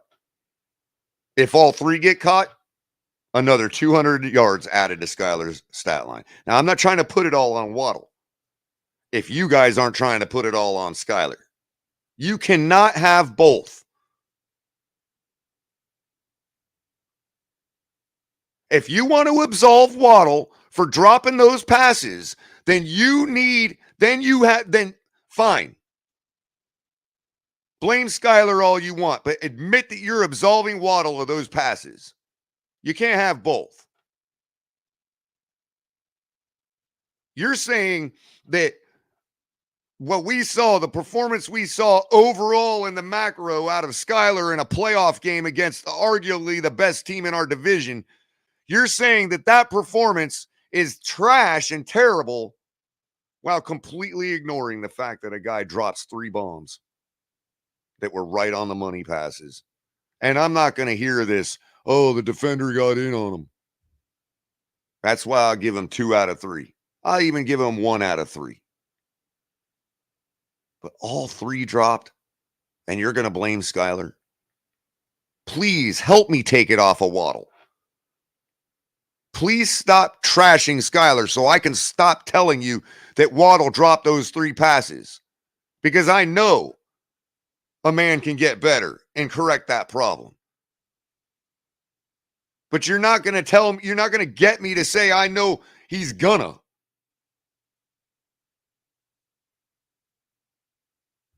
All you can get me to say is what he did and did not do. Skyler did. 3 times. Jalen Waddle did not. 3 times. And if y'all continue to ignore that, then you can have your Tua Skyler debate all you want. The fact of it is, the man's a 7th round rookie that played sufficient enough for us to win in a playoff game against the Buffalo Bills. Enough said. I don't got to say anymore.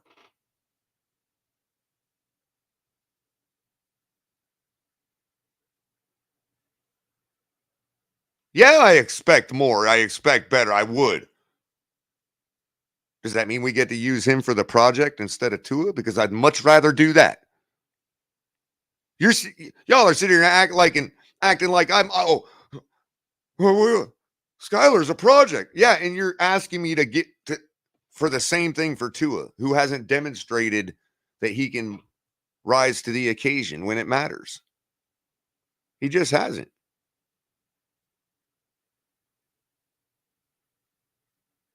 And I mean,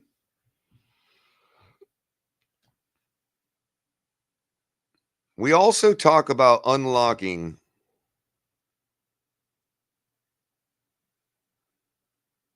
Tua. But we don't talk about unlocking a guy like Lamar and what that would mean, or even Skyler. So the question of availability versus marketability. Who's our QB1? I know it's a rhetorical question, so I won't wait forever, but somebody just type it in so it can help me segue. Who's our QB1 currently, technically?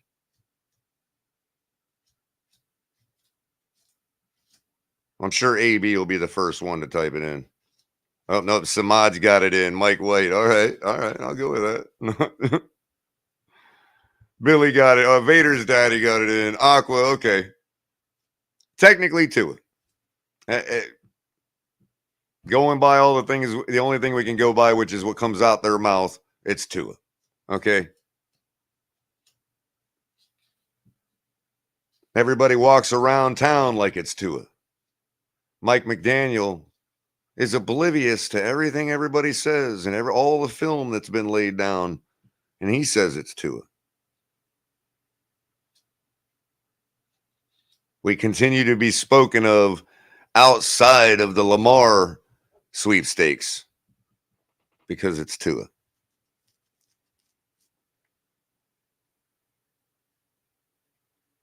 We have a local journalist that has access to, closer access to the situation in the building, calling for the job of a player, a defensive back, because he spoke of another quarterback playing for us. Joking or not. So it's Tua.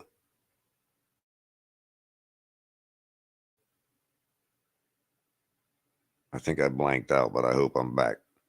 So it is, in fact, Tua at this moment, barring any new information or any speculative information. So when wide receiver 1 comes out, and I'm not trying to objectify you, Tyreek. I'm sorry about that. I meant, when Mr. Hill comes out and says availability is the best ability, don't matter who he's talking to. How come he doesn't get the same reaction that others get on the team when they talk about come play for the Dolphins, Lamar? Now, one could argue, oh, well, yeah, availability. Okay. I think there's a better chance of consistent availability for Lamar in a comfortable situation like our team than there is for our current quarterback, but still, fair enough. I want to get that right out of the way before I continue. And this is why I have some information about Lamar on this little thing that I'm going to bring to the table. Because the first thing everybody's going to say to me is, well, Culler, Lamar has availability problems too. Okay, Samaj, Reek was talking about himself. I got it. Like, as in, that's his standard for himself. I get you.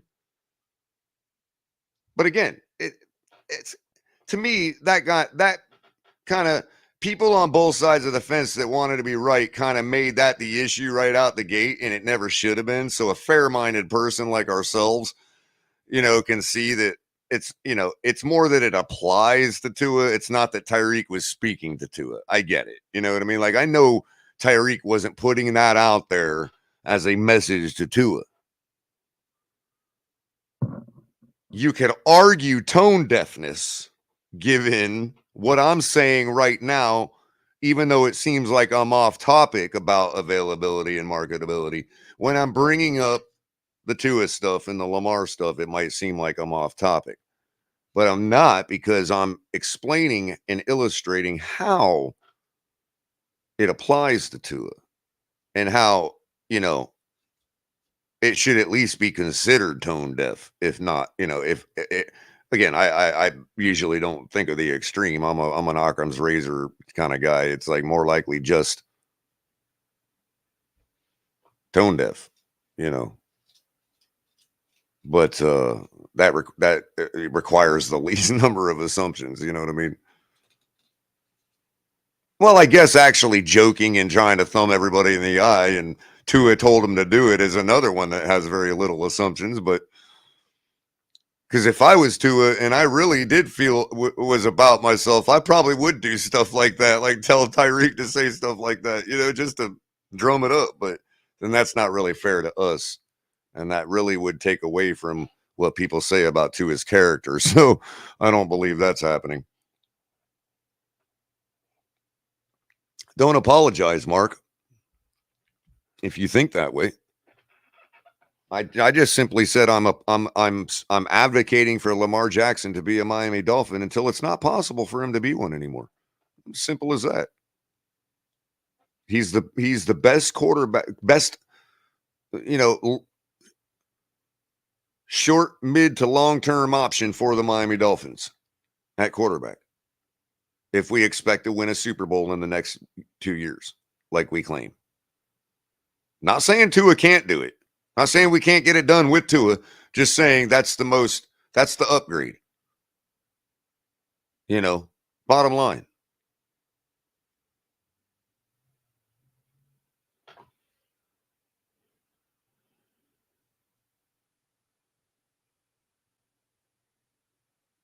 I do need to take a phone call for just a second, guys.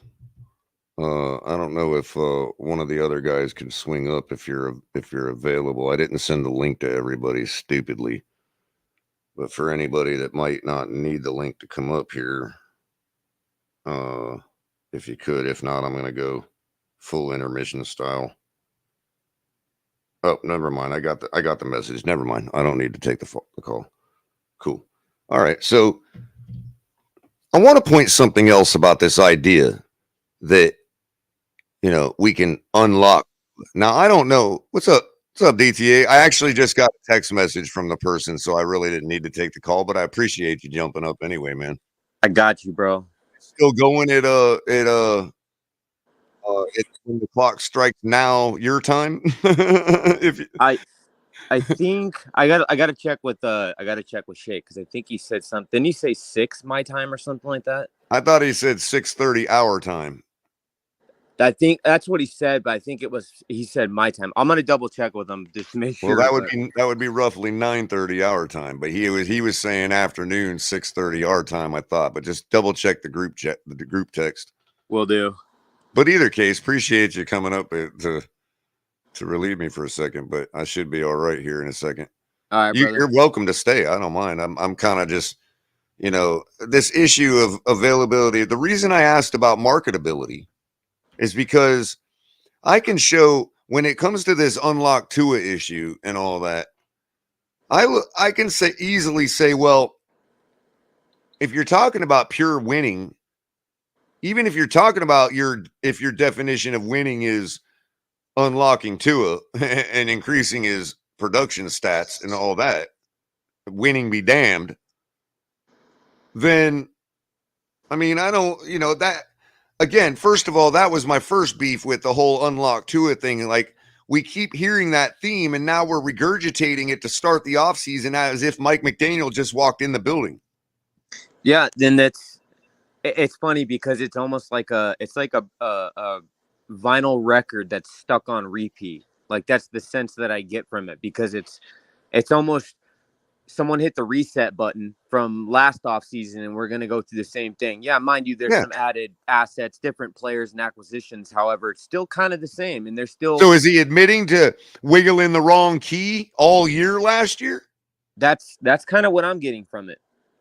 You know, and I especially liked your point too. I think some people missed kind of your point. Like, I think the point when you were talking about, for example, Deshaun Elliott, him making the remark and the fact that he got killed over doing so, because it was, you know, it was saw as some type of slight at Tua. But if Tyreek makes a comment, you know, it's not equally shared. The sentiment is not equally shared throughout any of the players. You know what I'm saying? Like, if Tyreek makes a comment like that, that could be misconstrued as something he's saying about Tua, but he doesn't get the same reaction. Yeah, and again, it doesn't even matter if it a guy I don't necessarily think about Tua applies to Tua and is just as tone deaf as what the new guy said. Exactly. Yeah. And again, I'm with you on that. I don't think it and doesn't again, matter the who first it's example about. I pointed out, when some yahoo's saying, "Oh, you know, Lamar needs to come home, come play for Miami," and Javon's saying, "Not in number 8." I would have thought the default answer would have been, "No, we're good. We got our guy." You would think that that's, you know, if I said that when it first happened a couple months ago or a month or so ago. am I wrong for thinking that? And I want you to tell me, because my thinking is that if a team, and I understand he's new, but all across the board, you would think that in all these teams, all 32 teams in the league, if they've got confidence in their quarterback, that's the kind of remarks you're going to hear, right? You're going to see, you know, a lot of these guys, they're going to back the quarter up by making statements like that. You know, no, we got our guy, or, you know, we're good. That would be the sentiment that I think that would be shared across the board with all teams who have, you know, confidence in their quarterback. I don't know.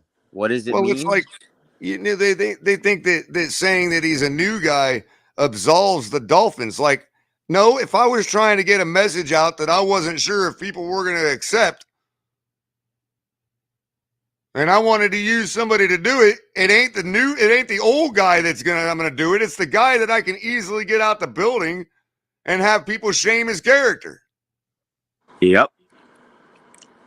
So people saying, "Oh, well, he's the new guy," or, you know, that only feeds the argument. Like, why would he say? Wouldn't you think a new guy would just not say anything at all? Yeah. I don't know. I mean, again, You know three what's separate something? examples of people from various different stations, let's say, on the team when it comes to longevity, popularity, whatever you want to add to the mix. You know what I mean? 3 different stations of player. Yeah. Well, what one of the things that really gets me going, and I don't know, it just frustrates me, because if you look at it, like this whole case with Deshaun Elliott, this is just one example, but you've got people in the community, in the Dolphins community, and in this fan base who, it doesn't matter, dude. It could go as far as handicapping this team by losing, you know, some players we acquired or whatever. But to that detriment, they have, you know, there's nothing they won't or aren't willing to do or wanting to do.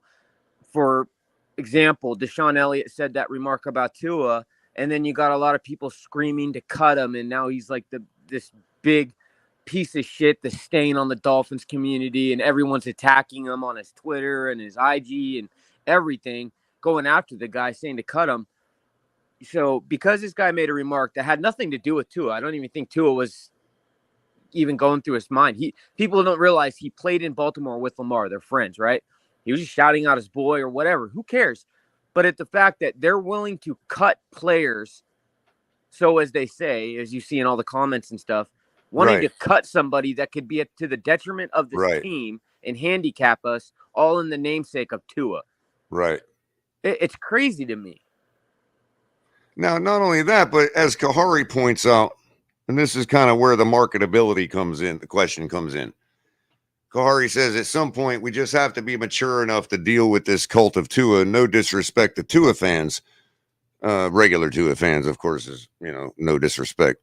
For people that genuinely believe in his skills, I don't mean to be flippant. I really don't. I'm sorry if it sounds insulting, but I just don't see it myself, and that's my opinion. But the fact that Kahari and many others, and Kahari's not wrong for you know the verbiage that he's using, for you to be able to say it's a Tua cult, that's marketability. That's marketing, bro. And for the fact that the guy is, you know, keeps getting this deference shown to him from fans, all the way from the fans down to the you know, Stephen Ross himself, it seems. Because why? And what do we always boil it down to, DTA? One quick answer. What do we usually always boil it down to is why he gets that deference, and we don't feel the urgency or need, or we feel it's okay to let the kid have a chance to be the one that gets us through in our 2-year window. As far as Tua?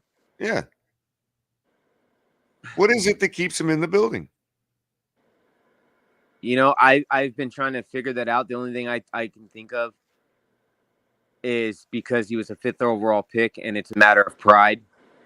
And pride, and I'd say maybe what is a 5th overall pick supposed to net you as a team? I mean, as an organization, not a team. A team, it's supposed to net you a Super Bowl, but yeah, as an organization, what is it supposed to net you? Money. Thank you. Yeah, and that's another big reason. I think the money and the fact that it's a pride issue with Greer. So which is better, availability or marketability? I would prefer availability over marketability. Well, we know what we would prefer, but what's the reality? The marketability, always. That's actually a really good point. Such a good point that I actually quote tweeted Tyreek and said as much. I haven't looked to see. I don't think nobody ever. I'm nobody on Twitter, so it's not like he would have responded to me or whatever. But I wanted that. I wanted him to contemplate that question. Is it really the best ability?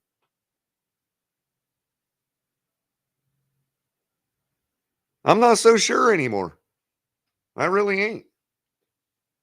I think the answer to that question is a big old fat depends, dude. You know what I mean? Yeah.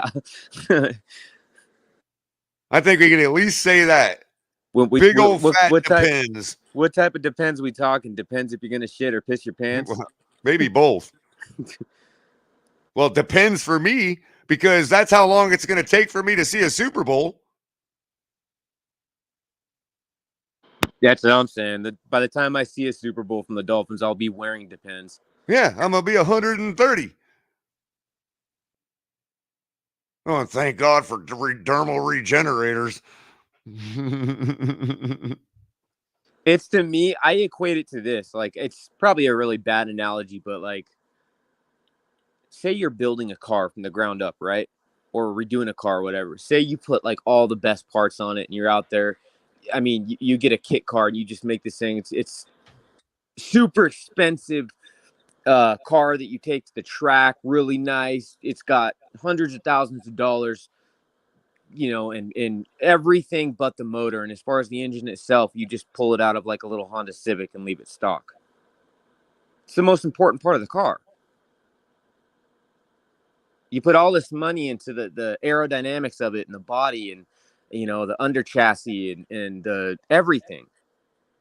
But you leave the motor, some shitty little Honda common motor that, you know what I'm saying? It just. Yep. I don't know. And this actually is the thing about unlocking that I wanted to get to. Okay. Let's say he can unlock Tua. You know, this is like somebody putting together. Okay, you go, but you remember when you were a teenager or young adult when you got your first car that you own, you just got your license, and you might have come across a car that old and beat up. Maybe it has a nice V8 in it, but it's old and beat up, so it's got its limits. Or it might be a raggedy old four banger, you know, and whatever. But you ever remember when you wanted to race people on the road? Like, if I was in the beat up four banger, I was the fastest car on the road, Yep. but I still wouldn't roll up to a V8 and say that. Exactly. Yeah. I know I would exactly what you're find talking. other four bangers with shitty drivers and be Yep. like, yeah, I'm the best on the road. I mean,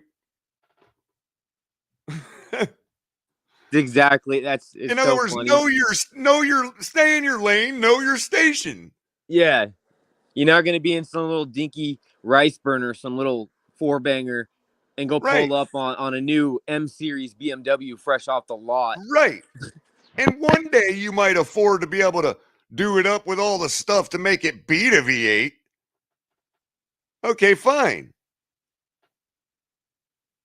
But I mean, hey, that was bravado. That was like, it's my car. It's me now. I'll outdrive him. You know what I mean? Like, 4-cylinder versus V8. Nah, I'll outdrive him. You know, no. Yeah. That's McDaniel right now, like in the driver's seat. I'll outdrive this guy. Watch this. Nah, bro. Sorry. He's going to be at the 8th mile mark, like before your back wheels even finally, grip the road.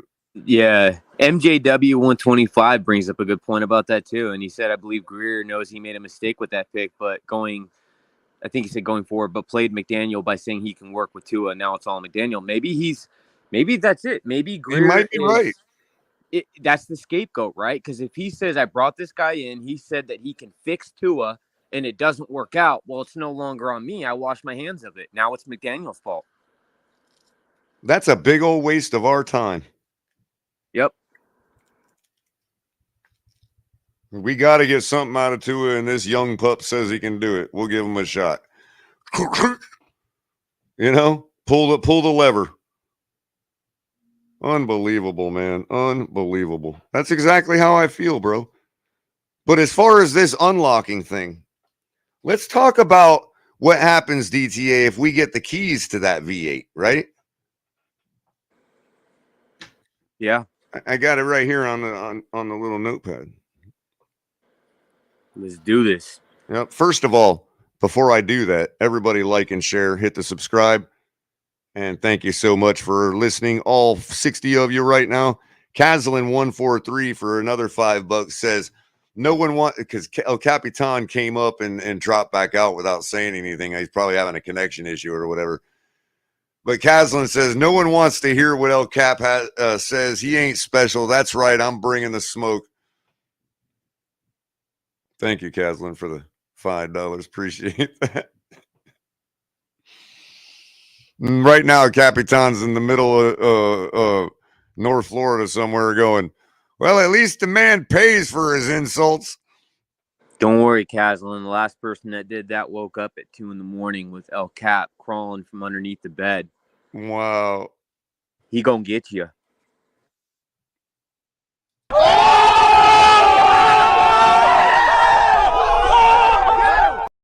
Man, it's been a long time. I don't think I've hit a meme in like 2 months, man. I know. Used to be running them back, man. I know. I'm all jacked up on Mountain Dew. Only today. I'm ready to, Oh, yeah. run through a brick wall, man. I'm saying. Mom keeps calling. She's on her way to come have lunch today and hang out for a bit. I got to fix her technology. Oh, nice. Yeah, How's she doing? She's doing good. Doing good. Day That's off, or good. like a couple days off in a row. That's awesome. They're killing her at the hospital with work. But Oh, I bet, man. My wife, that's what she used to do. Now she works as so she started as a phlebotomist for a long time, working at a lab that deals with they pull plasma and stuff, and do clean your plasma and all that stuff. And then she went to a cancer center at a big hospital, a Swedish hospital. It's one of the biggest ones in Washington. Worked there at the cancer station doing stuff like that, working with needles as a phlebotomist. And then she's finally been a dermatologist or worked for a dermatologist's office as surgeon's assistant for, I don't know, 4 years now, something like that, 5 years, and loves it. But she used to send me the nastiest pictures, bro. Like that, her and I are so opposite like that. Like she would have, like the Breaking Bad, like the welding face mask that has like the clear visor that comes down and covers your full face. mm-hmm. She would take a selfie with one of those on, and it'd just have blood splatter all over it because sometimes you poke somebody and their veins obviously spurting blood. I thought that was so nasty. She loves that type of stuff, bro. It's nasty. So back to the sticky note, right at the 2-hour mark too. Pretty cool. Yeah, I want to hear this unlocking because I think this is Well, gonna be it's good. not so much. It's just a quick thing that I thought about. That I thought, isn't everything relative? I mean, isn't there some kind of spectrum that's not like static? When it comes to one player versus another, and who can't unlock. I mean, I guess what I'm asking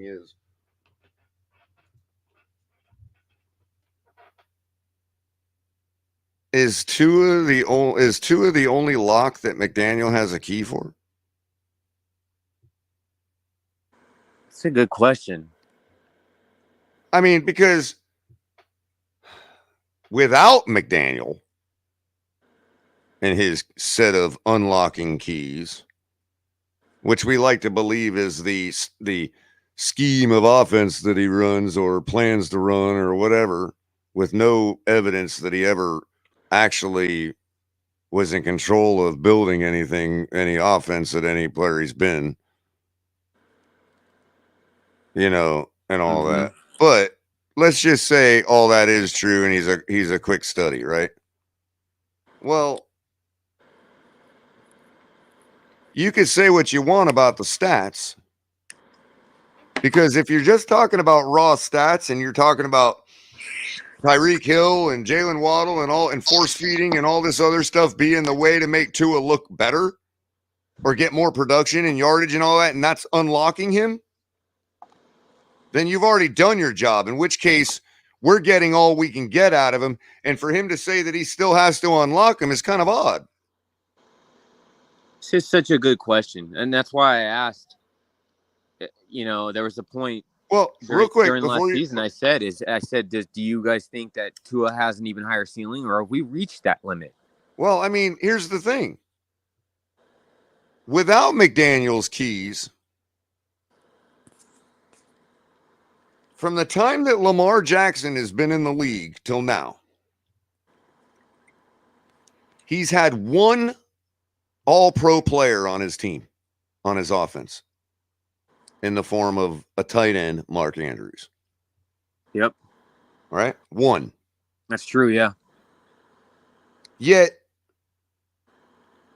his point per game total, their point per game total when he's playing in the time he's been in Baltimore, total, is 28. Wow.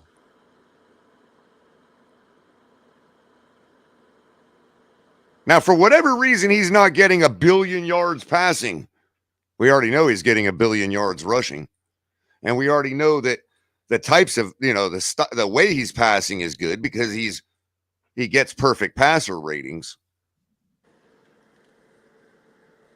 More occasionally, more frequently than even some of the greats in the league, because him and Ben Roethlisberger are the only two that have ever gotten 2 in one season. That's true. Go, Fluke, Not whatever. not even Tom Brady has done that. That's Right. true. He's never had more than one all-pro player on his team. So people can talk about lack of team production all they want. The man's scoring 28 points per game. Just imagine what he would do in this type of offense with these weapons. Well, I'm just wondering, for all those people that think Lamar does have deficiencies, which he does, everybody does,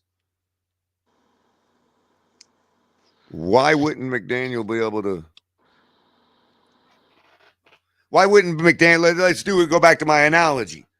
Why wouldn't McDaniel be able to soup the V8 up with nitrous? Yeah, that's true. Why, especially if you're going, you want to hit you want to hit that first place in the finish line and take the podium. Why wouldn't you? And Aquavision, did he have an all-pro O-line? Or was he already in the secondary before anybody doing the counting had a chance to find out if anybody busted their block?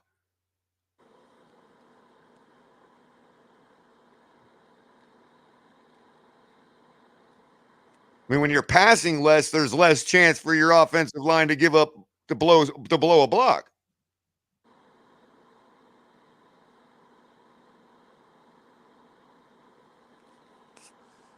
The Spencer numbers look better.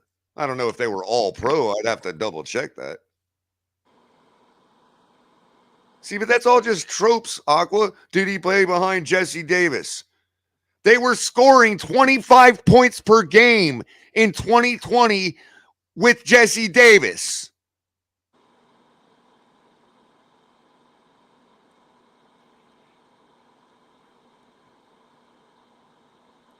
Every single thing that's transpired since Tua took the helm permanently has been blame somebody else and blame the next guy.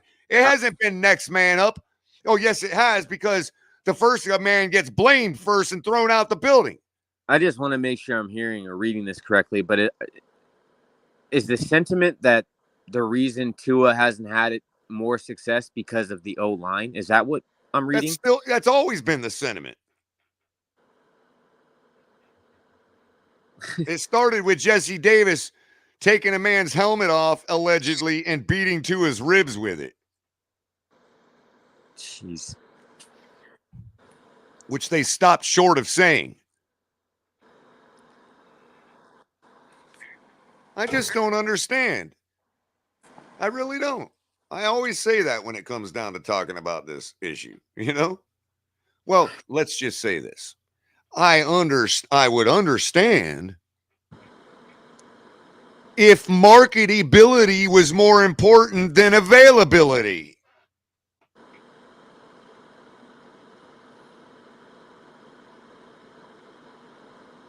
Now you understand why I came up with the question in the show topic for today and why I'm exploring that question for real. It always comes down to that, DTA. Yeah, these teams are doing whatever it is to line their pocketbooks, keep their reputation up, and market themselves. And that's all it is in today's day and age. In today's day and age, you look at the league and the way that it's structured and everything about it, it is all money driven, from merchandise to sales at the stadiums, concession sales, everything, ticket sales, everything is marketing. It's all about money. Well, it could be argued that the availability has to come first, because you've got to be available to market yourself, right? True. Apparently the fuck not. It's still a fair point. Yeah. Who's our QB1, DTA? Who's our QB1? Yeah. Tua. Thank you. Apparently the fuck not. Yeah. And if I sound too harsh saying that because people love Tua too much, then I'm sorry. I don't know how else to put it. It's a freaking sham. And again, I that's where I come down on the side of marketability is truly more important. When it comes to our QB1, marketability is more important than availability. This is also why to prove your point too. we see the difference in outcome with our backups in. Well, and we see different personnel decisions and different play calling choices with our backups in.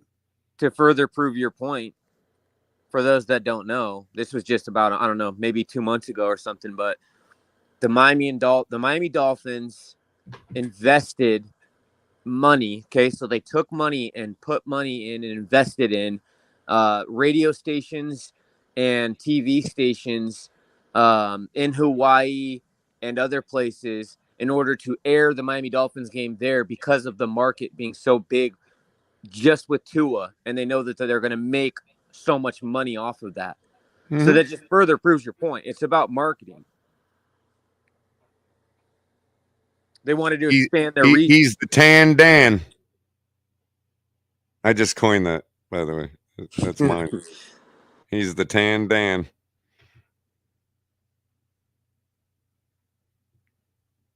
Imagine if Dan Marino had a better tan.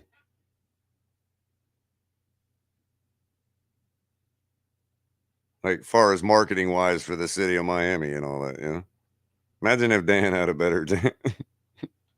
It's so funny because of his hair and everything. He just perfectly fit in with that Miami Vice style that they always marketed him with. Ali the Persian just showed up. Sorry, DZ, I didn't mean to interrupt you. You're good. Hey, now that Ali showed up, do you think between the two of you, y'all could give me 5 minutes to pump some nicotine into my lungs? Absolutely. I got 5 minutes. You can do it real quick, Culler. Well, I've pretty much said what I've had to say as to the show topic, availability versus marketability. We can keep talking about it, but I've given my what I have to give about what I feel about it, and kind of where my opinion lies and what it's based on and all that. The only other thing I was going to talk about, which is kind of who cares, is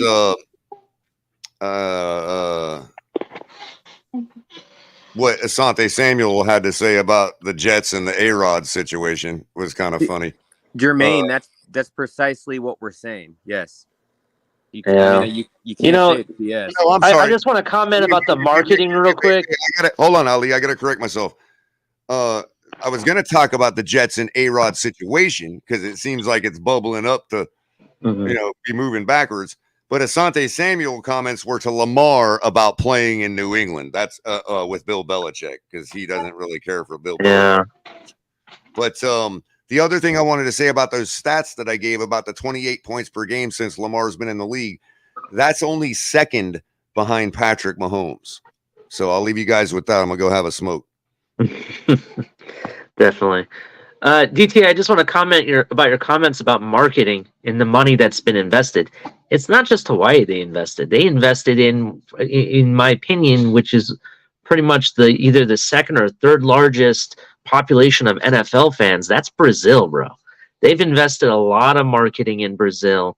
And it's not just about the players and the quality of player. It's about the experience. That's why there's so much money being invested, or not just in the Miami Dolphins, but also as the stadium. Look we have the F1 track.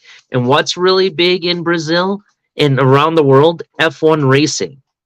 All right. So you have that there. You have tennis. You have all these things that bring an experience to people that come to Miami. And it's all about the dollar and the money. So I definitely agree with what you guys are saying, that it's not about availability more. It's about marketability. And that's the reality.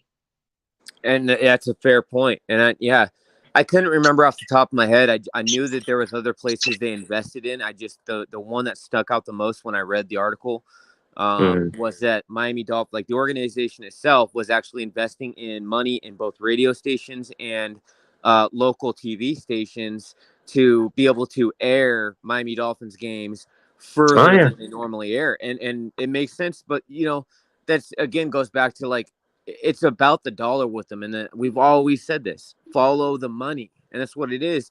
We can sit here and act like, there's two different teams to me. And Ali, you probably remember me saying this a long time ago, right?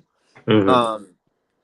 In my opinion, again, could be totally wrong. This is just my opinion, my sentiment that I share. But I believe that there's two different types of teams and two different types of owners. And the way I see them is there's the ones that care about money, okay, and the ones that care about marketing, and that's what they want to do is line their pockets. And then you have the ones that care about winning, and there's probably caring about money too, but you have the ones that actually care about winning, and that means something to them. If you got what's the Dallas owner's name? Jerry Jones. You got Jerry Jones. You got dude who owns the Patriots. I'm having like a brain fart right now. Robert Kraft, Jerry Jones. You got guys. You have like the Hunt that care family about winning. from the Chiefs. You got the God, what's their name? The Rooney family of Pittsburgh. You know, those are the football dynasty or royalty, in my opinion. And those people, or those groups of families, I should say, I'm sorry, they care about winning. It's not about who they have. It's about winning, and that's something that I kind of miss. Like, I like the fact what Stephen Ross has done for our team, in the sense of he put it on the world map. You know, we have a state-of-the-art stadium that's really nice. You know, we have a lot going, you know, for us. And he's invested a lot of money into the team, you know, not just as personnel, but also, you know, in the experience when you go to a game in Miami. My issue is that sometimes I think the money is more important than really what it takes to be winning. And that's something that I wish the Dolphins took a little bit more serious. Like, I think we're kind of there, but not the percentage that we need to be, in my opinion. No, I agree with that too. And that's kind of, you know, like I said, to me, you have like the Jerry Joneses, you've got, you know, the Robert Krafts, the guys that care about winning and they want to build a dynasty and they want Super Bowls because that means something to them. And it also brings in good money too. But, you know, having, you know, winning it all means something to them. And then I feel like you have like a lot of the other organizations and their owners where it just doesn't appear from the outside looking in. Yeah, I mean, they do the bottom line and the due diligence in terms of trying to make a winning team, but it's more about what they're going to sell in ticket sales, merchandise sales, marketing, and doing all that stuff, and making that top dollar for everything. And that's what it's become. A lot of the NFL is every single team is its own brand, and they're going to act like any other brand, like a Nike or anything else. They're going to make, you know, they're out there to make money. You know what I'm saying? And, you know, at the end of the day, like I said, the Miami Dolphins, and that's why I used the analogy about the car earlier. I feel like they're investing, you know, I'm starting to see glimmers of them wanting to win. I'm starting to see, you know, part of me sees this organization as actually taking things serious, just like you said, somewhat, and wanting to win a championship, wanting to go and get the Lombardi Trophy, win a Super Bowl, bring it home. I see that, but it's not totally as much as I would like to see, or as much as I think that they should. I think that they leave things, you know, they leave some stones unturned while addressing others. And one of those things is like with Tua. Yeah, maybe he can do this. Maybe he could take us there. But if we're going off simply what we have to work with going into year 4 with the last 3 years, you can go get all the Jalen Ramseys and the Bradley Chubbs and all the players you want. It's not going to equate to anything if you don't have a quarterback that can go out and steer the ship. And if one's available, I would think that you would have at least done your due diligence, or maybe looked into it at the very least, no matter who you had on the roster currently, if it meant giving you a much better chance to win it all. I gotcha. You know? I definitely agree with you. I get the standpoint they're in. Like, I get trying to support your quarterback. I get having his back and trying to stand by that decision when you guys drafted him at 5th overall. I understand that, but I don't know. To me, like I said, I'm with you, man. I would like to see more of a commitment from this team and them showing us, like, as fans. See, it's kind of like, it's, how do I put this? Like, it just seems over the years, specifically the last 2 or 3 years, they have done just enough to wet our beak, and not enough to fully complete the job. Do you understand what I'm saying? It's Yep. kind of like uh, when you have these conventions or whatever, and you have a company revealing a new product. Let's say it's a video game. You have E3, and Ubisoft or whatever company is going to show you a preview of their state of the art game, and they make sure what they're showing you and the content they show you is the best of the best, right? And they show you just enough that it makes you want things so bad, but when they've put it out, it's not all put together yet. You understand what I'm saying? It's like we had Yep. positions on this team that I think we should have addressed in free agency more thoroughly or with better personnel, and we didn't do that. Yeah, we got the corner we needed. We didn't get the middle linebacker I thought we need, or at least I think we need. You know what I mean? There's positions, I thought we would upgrade at running back. We didn't do that. We basically ran it back with the entire offense. Do you understand what I'm saying? There's no difference. Yeah. The only Yeah. difference is that Gesicki's not on the team. That Yeah. is the only difference. Only difference is you lost Kaseki and you made a couple changes to the defense and brought in a new coordinator. That's it. And you have a guy that chugs beer at hockey games that we hope to God can be a left guard. That That's wasn't even a starter. That's yeah. It's not even really. He's played a lot of games over the years, but he's not even. Couldn't even be a Jet starter, to be honest. So the reality of it is that the best move that you made on defense was bringing in Vic Fangio, and we hope to God that is enough, because I know for a fact he can develop players, and maybe that's where they're going. Maybe they think he can develop players better than we have in the past, and that's what they're counting on. But if I you're think that's really exactly. investing, but hear me out real quick. I'm sorry. If you're really investing all this money into positions and you only have a 2-year window, you can't just count on one man alone to do that. That's where, and I agree 100%. But that's where I think, because you're in that window and that window, that's why I've been saying from the jump, I wanted to see more free agent signings, and I think that a lot of these things should have been addressed in free agency. So you have an athlete with a proven track record. You know what you're getting. You know what that player is going to offer, and it can be plug and play versus trying to develop players. Now, on the side of development, I agree. I think that it's going to be better in terms of what we had for development on the defensive side of the ball.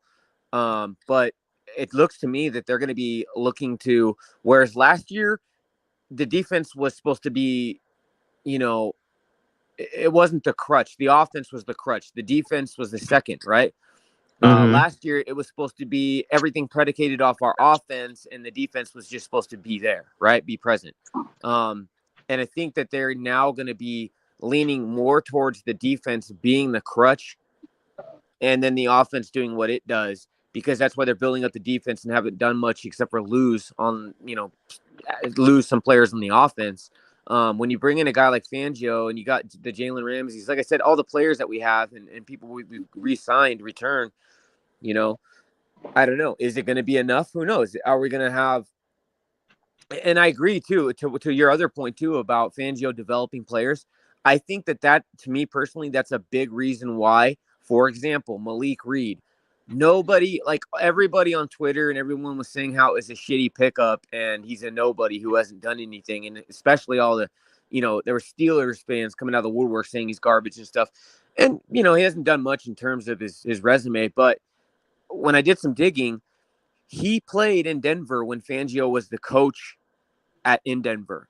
So obviously Fangio, and my feeling of it is that Fangio knows something about this Malik Reed that we don't know maybe. And he knows he can develop or get more out of them, right? Just like you said. I think that's why some of these players were handpicked by Fangio, because he knows where their potential ceiling is. Mm.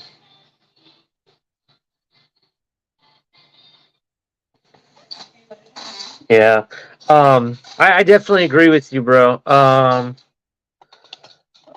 Just bear with me 1 second. I have a phone call I have to take. I have to drop off for a moment. I'll be right back, bro. Yeah, no worries, man. Yep.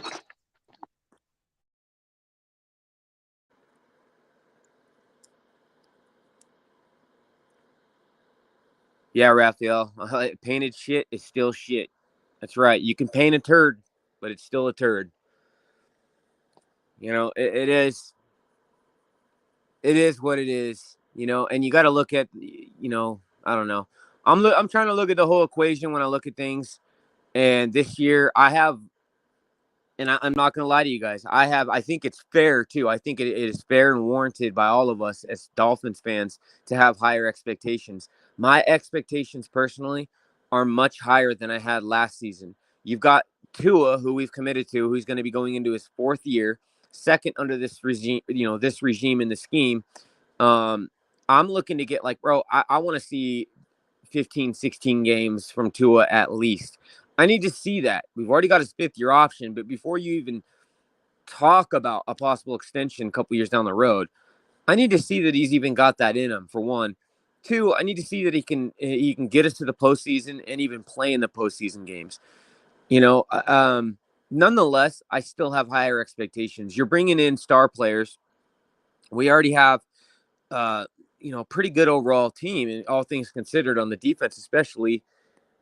I just expect a lot from these guys. I expect a lot from these players and this organization and everything that they've done so far, the moves that they've made, and the direction that this team is going, what's going on with them, everybody that they've signed and acquired.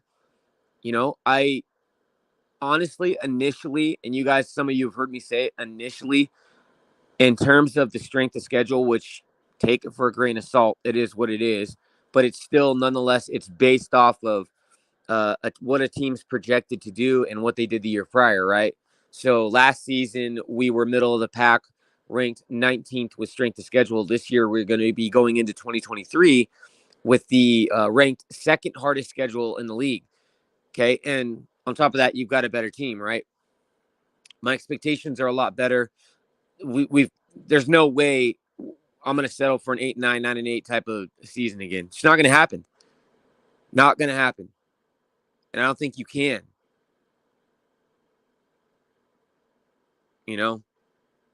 Let me know in the comments what you guys think. What are some records that you guys see for next season?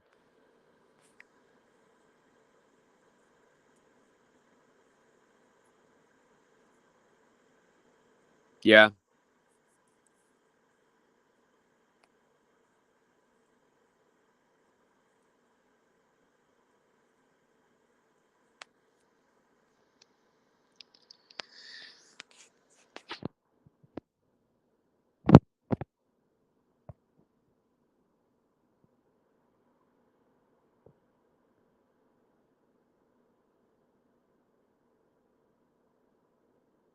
Let me see Cap for Life. I may have missed it. Let me see if I can find it. Dolphins for Life says 11-6. Okay. I'm going to tell you in just a second where I was at prior to our free agent signings. Might blow your mind. Let me see here. Cap for Life.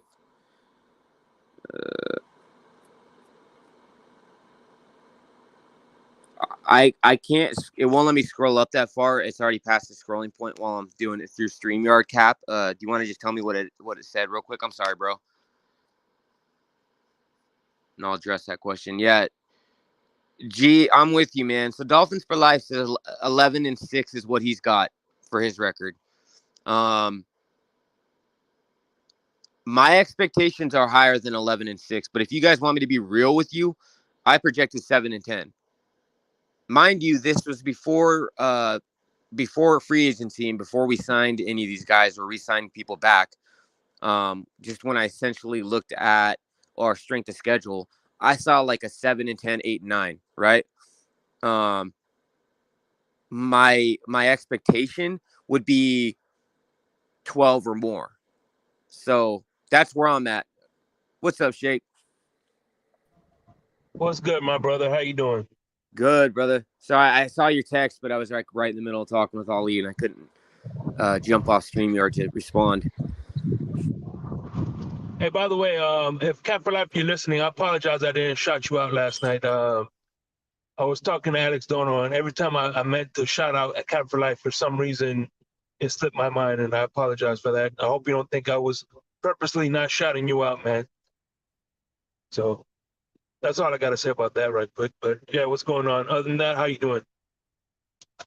I'm doing good, man. Doing good. Just feeling a little bit better. Got some shit going on today. Going to be going live with you, talking about the expectations for the team right now, and kind of what I'm trying to gauge everybody and see where they're at, where they think our record's going to lie next season.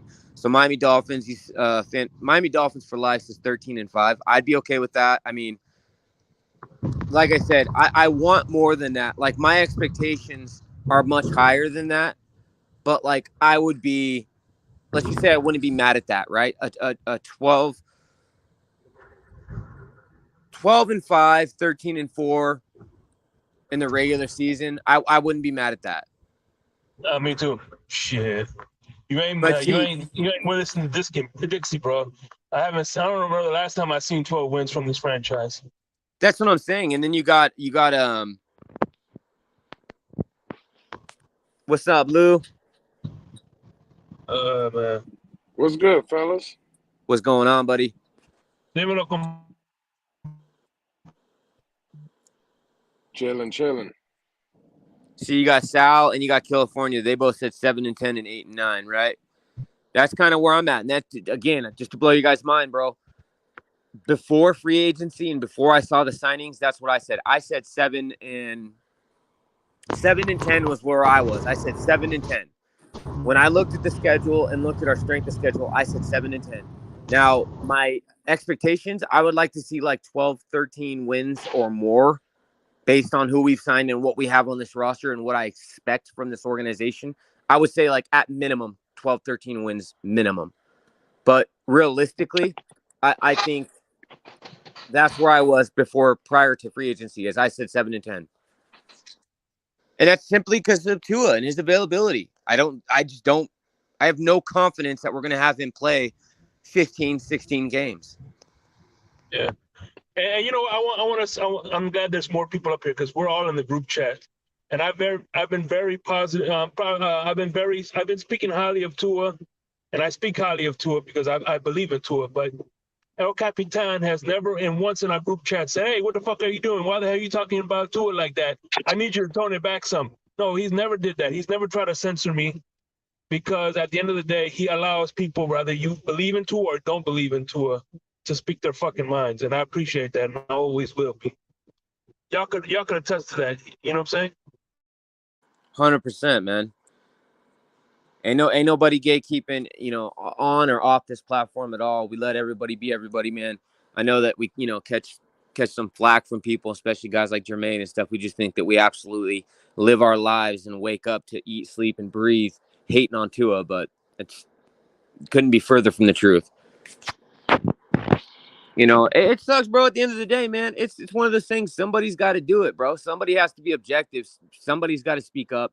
Somebody has to have a difference in opinion. We can't all just be the same thinkers and have the same ideology and same perspective on things. It would be boring as shit, for one. And two, I just have never been the pick up the pom-poms and wave them around type of fan. I love my Dolphins. I'll cheer on my Dolphins anytime. At the end of the day, I'm rooting for my team, but that's just not the type of guy I am just because Tua happens to be our quarterback or any other type. I wouldn't care if it's Tyreek, whoever. I don't care.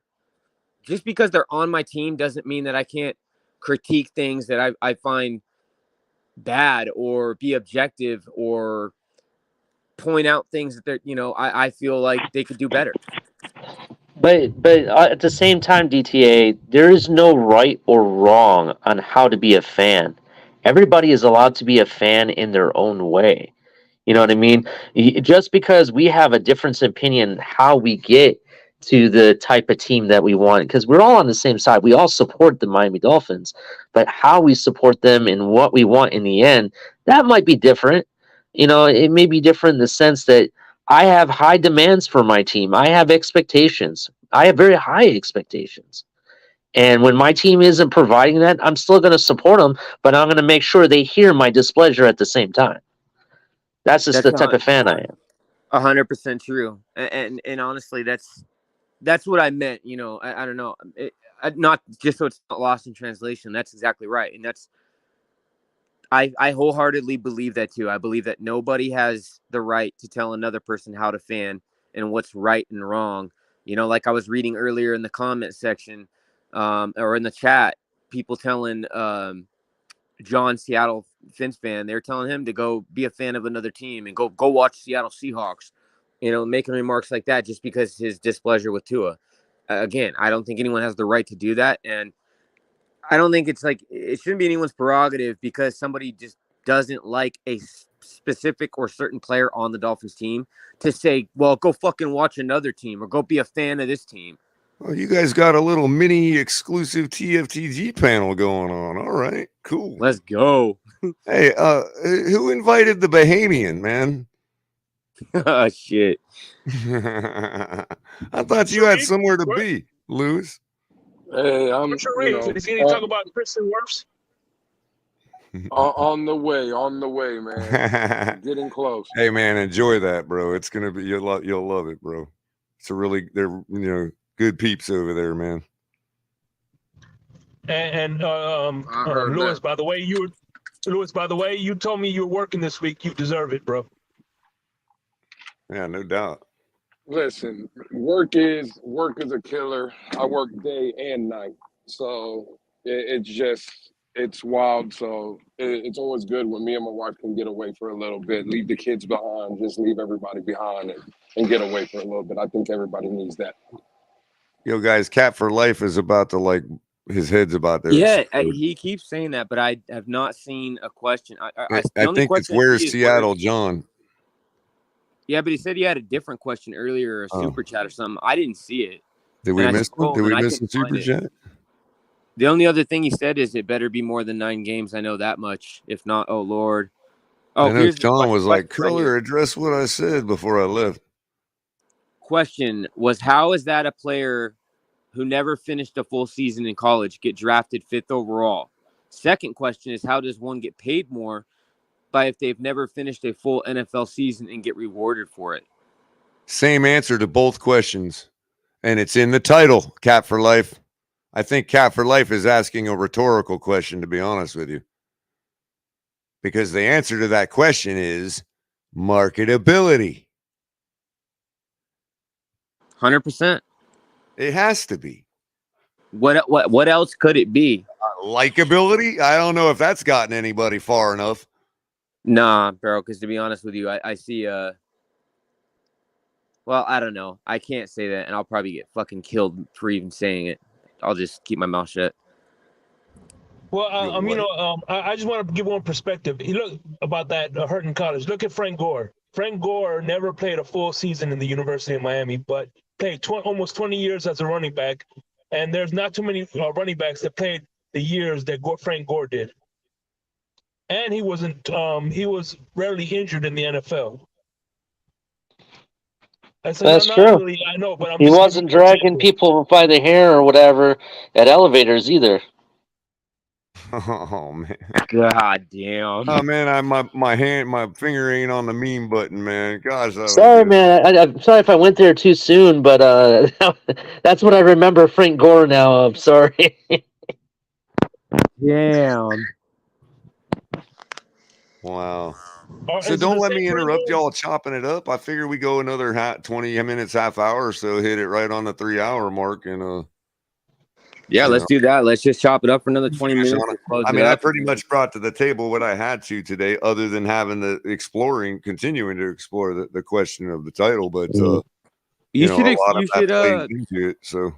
you should re-ask now that you got Lewis, Shake, and Ali up here. Re-ask because I thought it was a really I'll throw it out for a quick. I want to hear their answer. And y'all can chop it up. Shake Money, Ali, Lewis. What is truly the best ability, availability, or marketability? Do you agree with Tyree? All right. For the fans, it's availability. For the owners, it's marketability. So Shake is going with the 2-pronged answer. All right. Yeah, for me, I would say the same thing. It would be basically Shake hit it spot on. For the fans, we want him to be on the field. But from a team organization perspective, I could see why Stephen Ross, I mean, we all know why the pick was made for Tua. The agenda was already in before we drafted him. The tank for Tua season, the narrative, it was all there.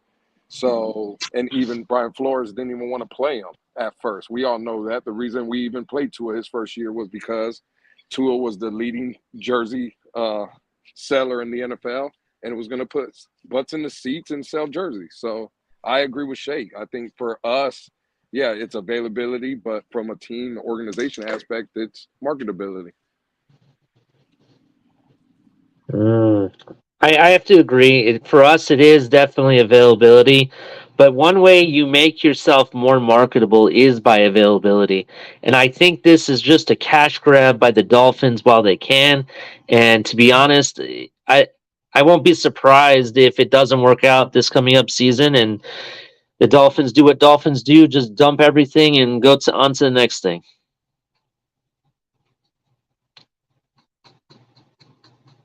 That's my opinion. I'm going to be pissed if that's the case. If we don't make it or do anything with everything we've got on the roster, and this team, let's just say they. I'm going to tell you right now, DT. I don't mean to cut you off, bro, and I know you hate that, and I apologize. No, you're I really good, do. bro.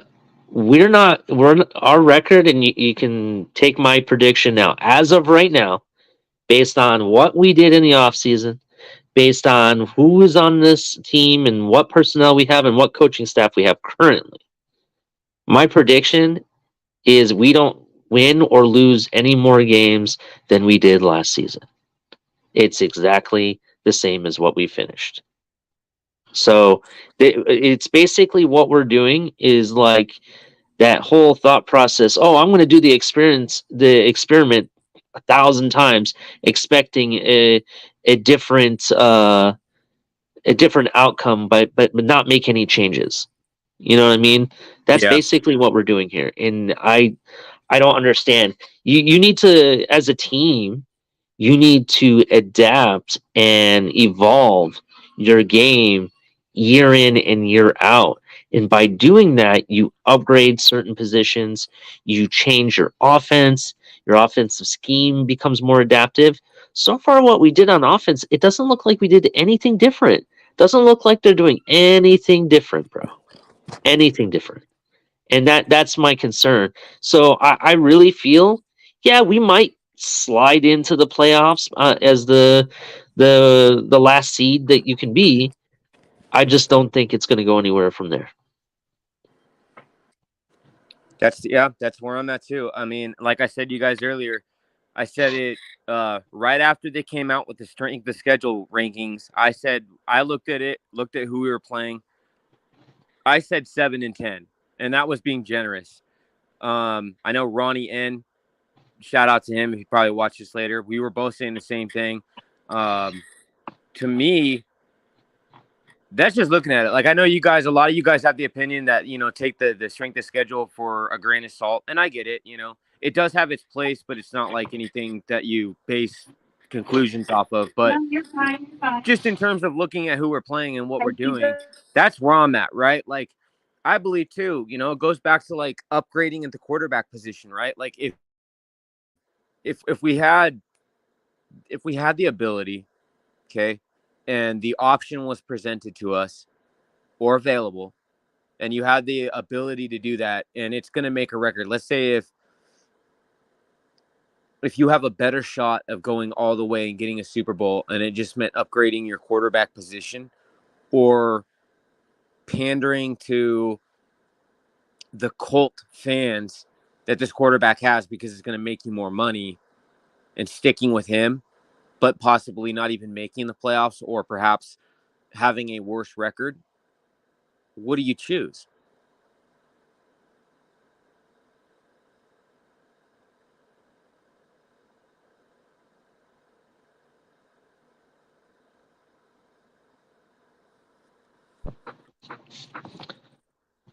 Did I lose connection? Can you guys hear me? I can hear you now. Okay. I really don't know. I Jermaine, buddy, I don't know why you're tagging chat and saying you see how they all flip flop and create narratives, bro. Again, me personally, I can't speak on behalf of anyone else but myself. I know nobody else up here has been spitting narratives. You ain't ever heard me say one thing one day and another thing the other. And if you have, clip it and prove it. What did we flip I don't be flop doing that on? shit. And secondly, nobody pays attention to you or what you say, bro. I don't know why you're acting like chat, like watches. What's Jermaine gonna say next? Please come up here and tell me what I flip-flopped on.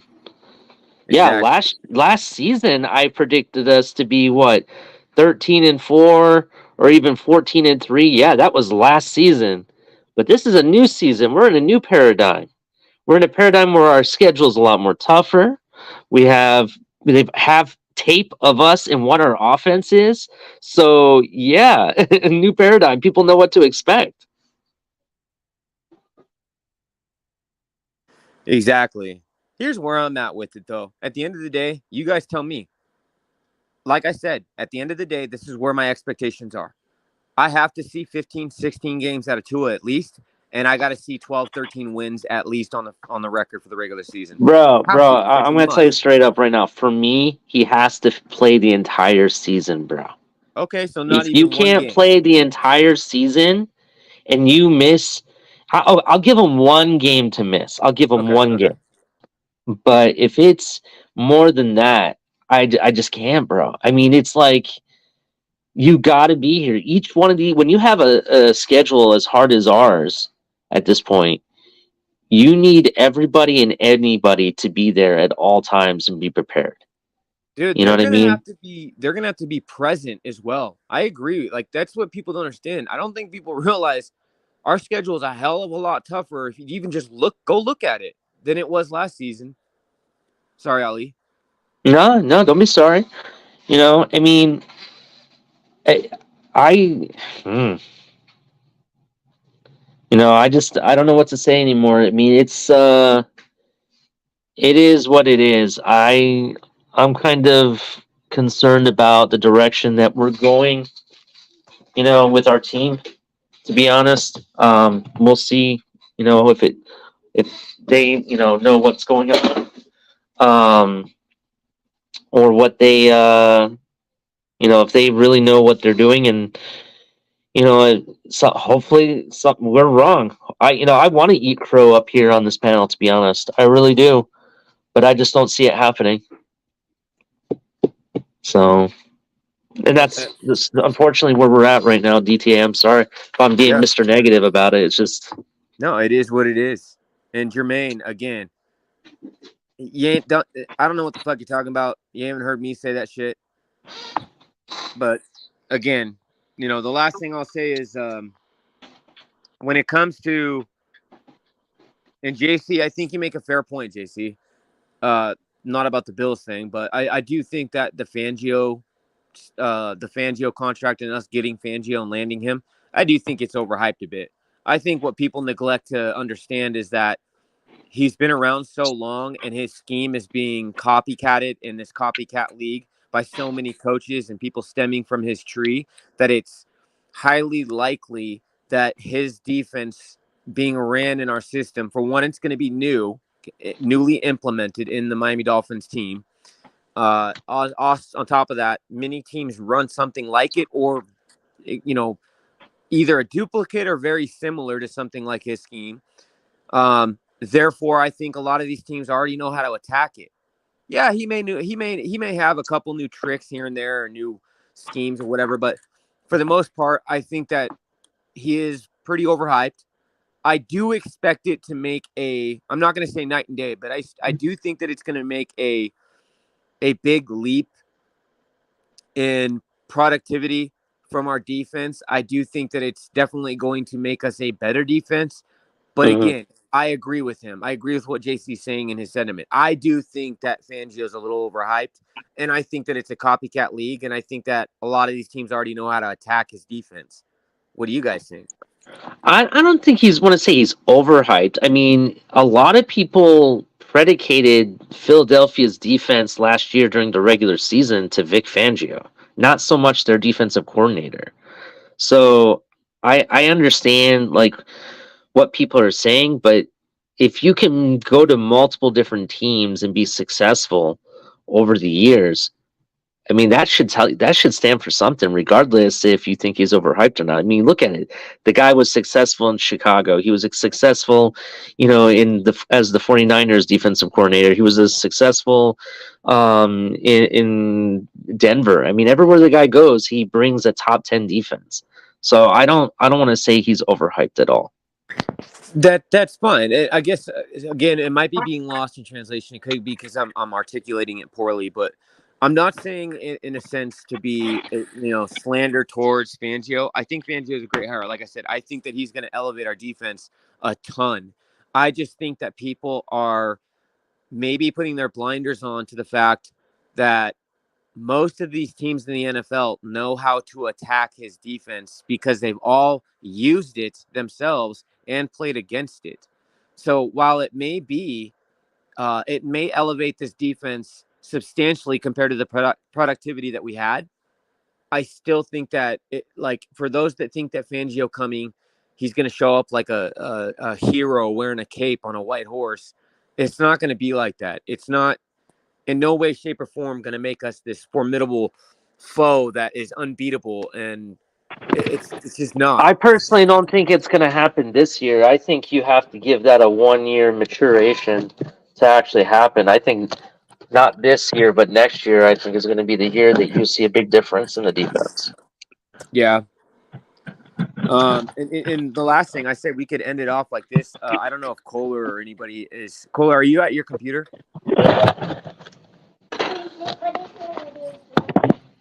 Or does someone have the live chat? They're wanting us to go through the schedule, the teams that we play. If anyone's able to pull up the 2023 schedule. I'm unfortunately at work, bro. Otherwise, I would do it. Okay. What about you, Culler? Are you at your computer? Right off the bat, I know we played the NFC East. That's for sure. I know that for sure. You hear me? NFC East? Yeah, right. We played the Cowboys and the Giants at home, and then the other two, the Commanders and the Eagles away. And don't we play the I know, AFC yeah, we West play, as well, like Kansas City, the Chargers, Yeah. Denver. But I don't know where the home and away. I don't know. I'm going to be at the Cowboys game, so that's for sure. I know I'm going to be at that one. I'll be at all the home games, to be honest.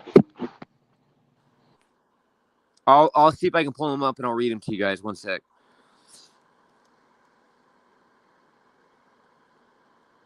We don't also know the exact schedule yet either, because I don't think that has come out, right?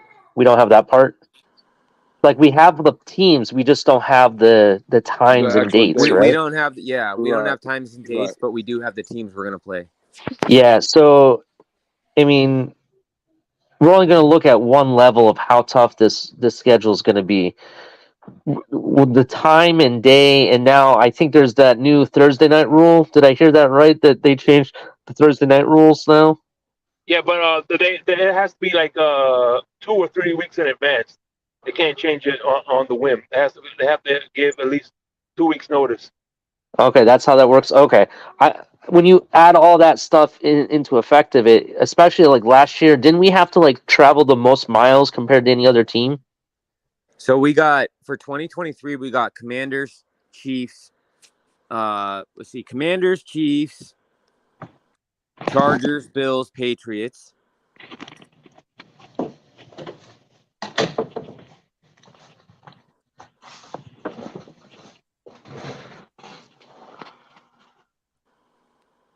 Jets, Broncos, Raiders.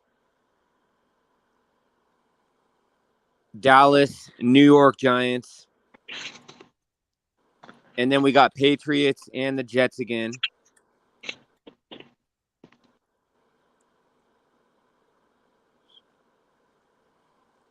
And then we have Eagles, Bills, Ravens, Panthers, and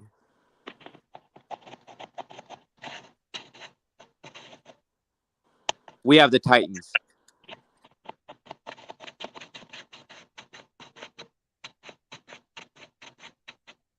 That's who we got.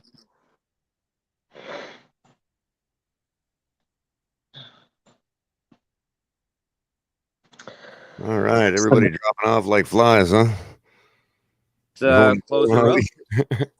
Color, they wanted you to do a breakdown of the games that we're going to be playing next season regarding the teams. Yeah. Oh, I could certainly do that. Not today, but I can I thought certainly you were make a probably show out of that.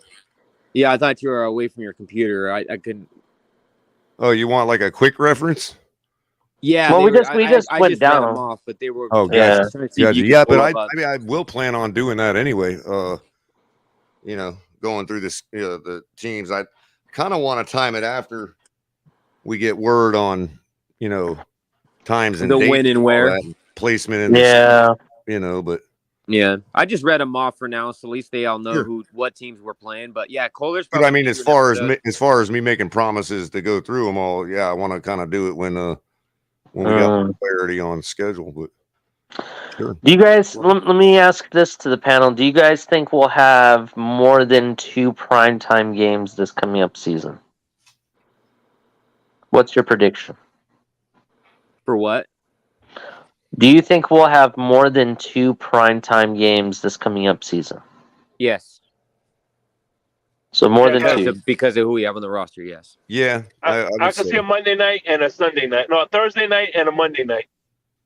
I will bet my life that we're gonna have more than 2 primetime games. I don't know which, but I know. So you say we're gonna have all 3, is what you're saying, DTA? We're gonna have a Monday night, Sunday night, and a Thursday night game. Yeah. Is that your prediction? Yeah, we had more than 3 last season. Look who we did have more than 3, but it was because they kept changing. Where it's to be determined, they changed schedules around. Yeah, I think we could end up with an extra one because of flexing. That's what I meant, flexing. We'll be scheduled for 3, but just like last season, because we had more than 3 last season, we'll be scheduled for 3. But then as the season goes on, depending on how they're doing, and the fact that you have so many superstars in this roster, yeah, I do think that we're gonna have. I think we'll have more than 3 primetime games. Okay. Now, if we play like absolute dog water and we don't do shit, which is what I expect, but I expect it to be kind of spread out. I think that we'll have games we win, then games we lose. I don't think it's going to come in one big wave. I can tell you that speaking of home and away, that I'm going to make every effort to bring you all live color commentary from Arrowhead. I'd like to set up a broadcast table at Arrowhead and bring you guys a show before the game out there. Color. I have a feeling that game's going to be here, though. It's not going to be already set for away. Is it really? Yep. You sure? Yep. Okay. Yeah, it's going to be a tough game. Chiefs on the road. Yep. Oh, it is Chiefs on the road. That's right, because we had them home the last time, didn't we? We wanted Denver on the road because, we could double that as a Colorado trip, but we got them at Hard Rock this year. We're going to have 9 games at Hard Rock this season, I think. Bro, might follow the Broncos back to Colorado for things don't go right. Then you got the freaking Titans, the Ravens, the Cowboys. You got the Eagles. You got the Bills, which are always going to be the Bills. You got the Jets. You got the Patriots. You got the Panthers. You got the Commanders. You got who else did I say earlier? The Raiders. We're going to be playing the Raiders, the Chargers. Where's the Raiders game? Is that home or away? Oh, and we have the Giants. That one, I believe, is in Hard Rock, the Vegas game. So you said it's the Raiders game is at Hard Rock, you said? I think so. Damn, I was going to say, that'd be a good game for my bucket list. Go to Vegas. I know, right? I would join you. We're looking at that, too, when they play there. Mm-hmm. Into Nevada, but only at the damn. Damn, that's a damn.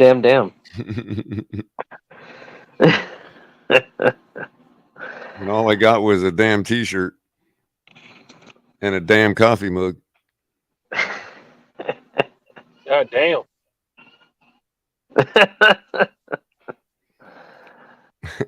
Bro, that place is ridiculous. They got so you're familiar with what an armature is, right? Like in a electric motor, you know what I mean? Mm-hmm. Right. So you can imagine the magnets, and the copper coil and all that. You know what I mean? And bro, imagine if that was the size of a room, dude. And they got like 8 of them. You know what I mean? At that power plant, dude, at the Hoover Dam. Mm-hmm. It's crazy, man. I've never Speaking seen of big magnets in all my life, man.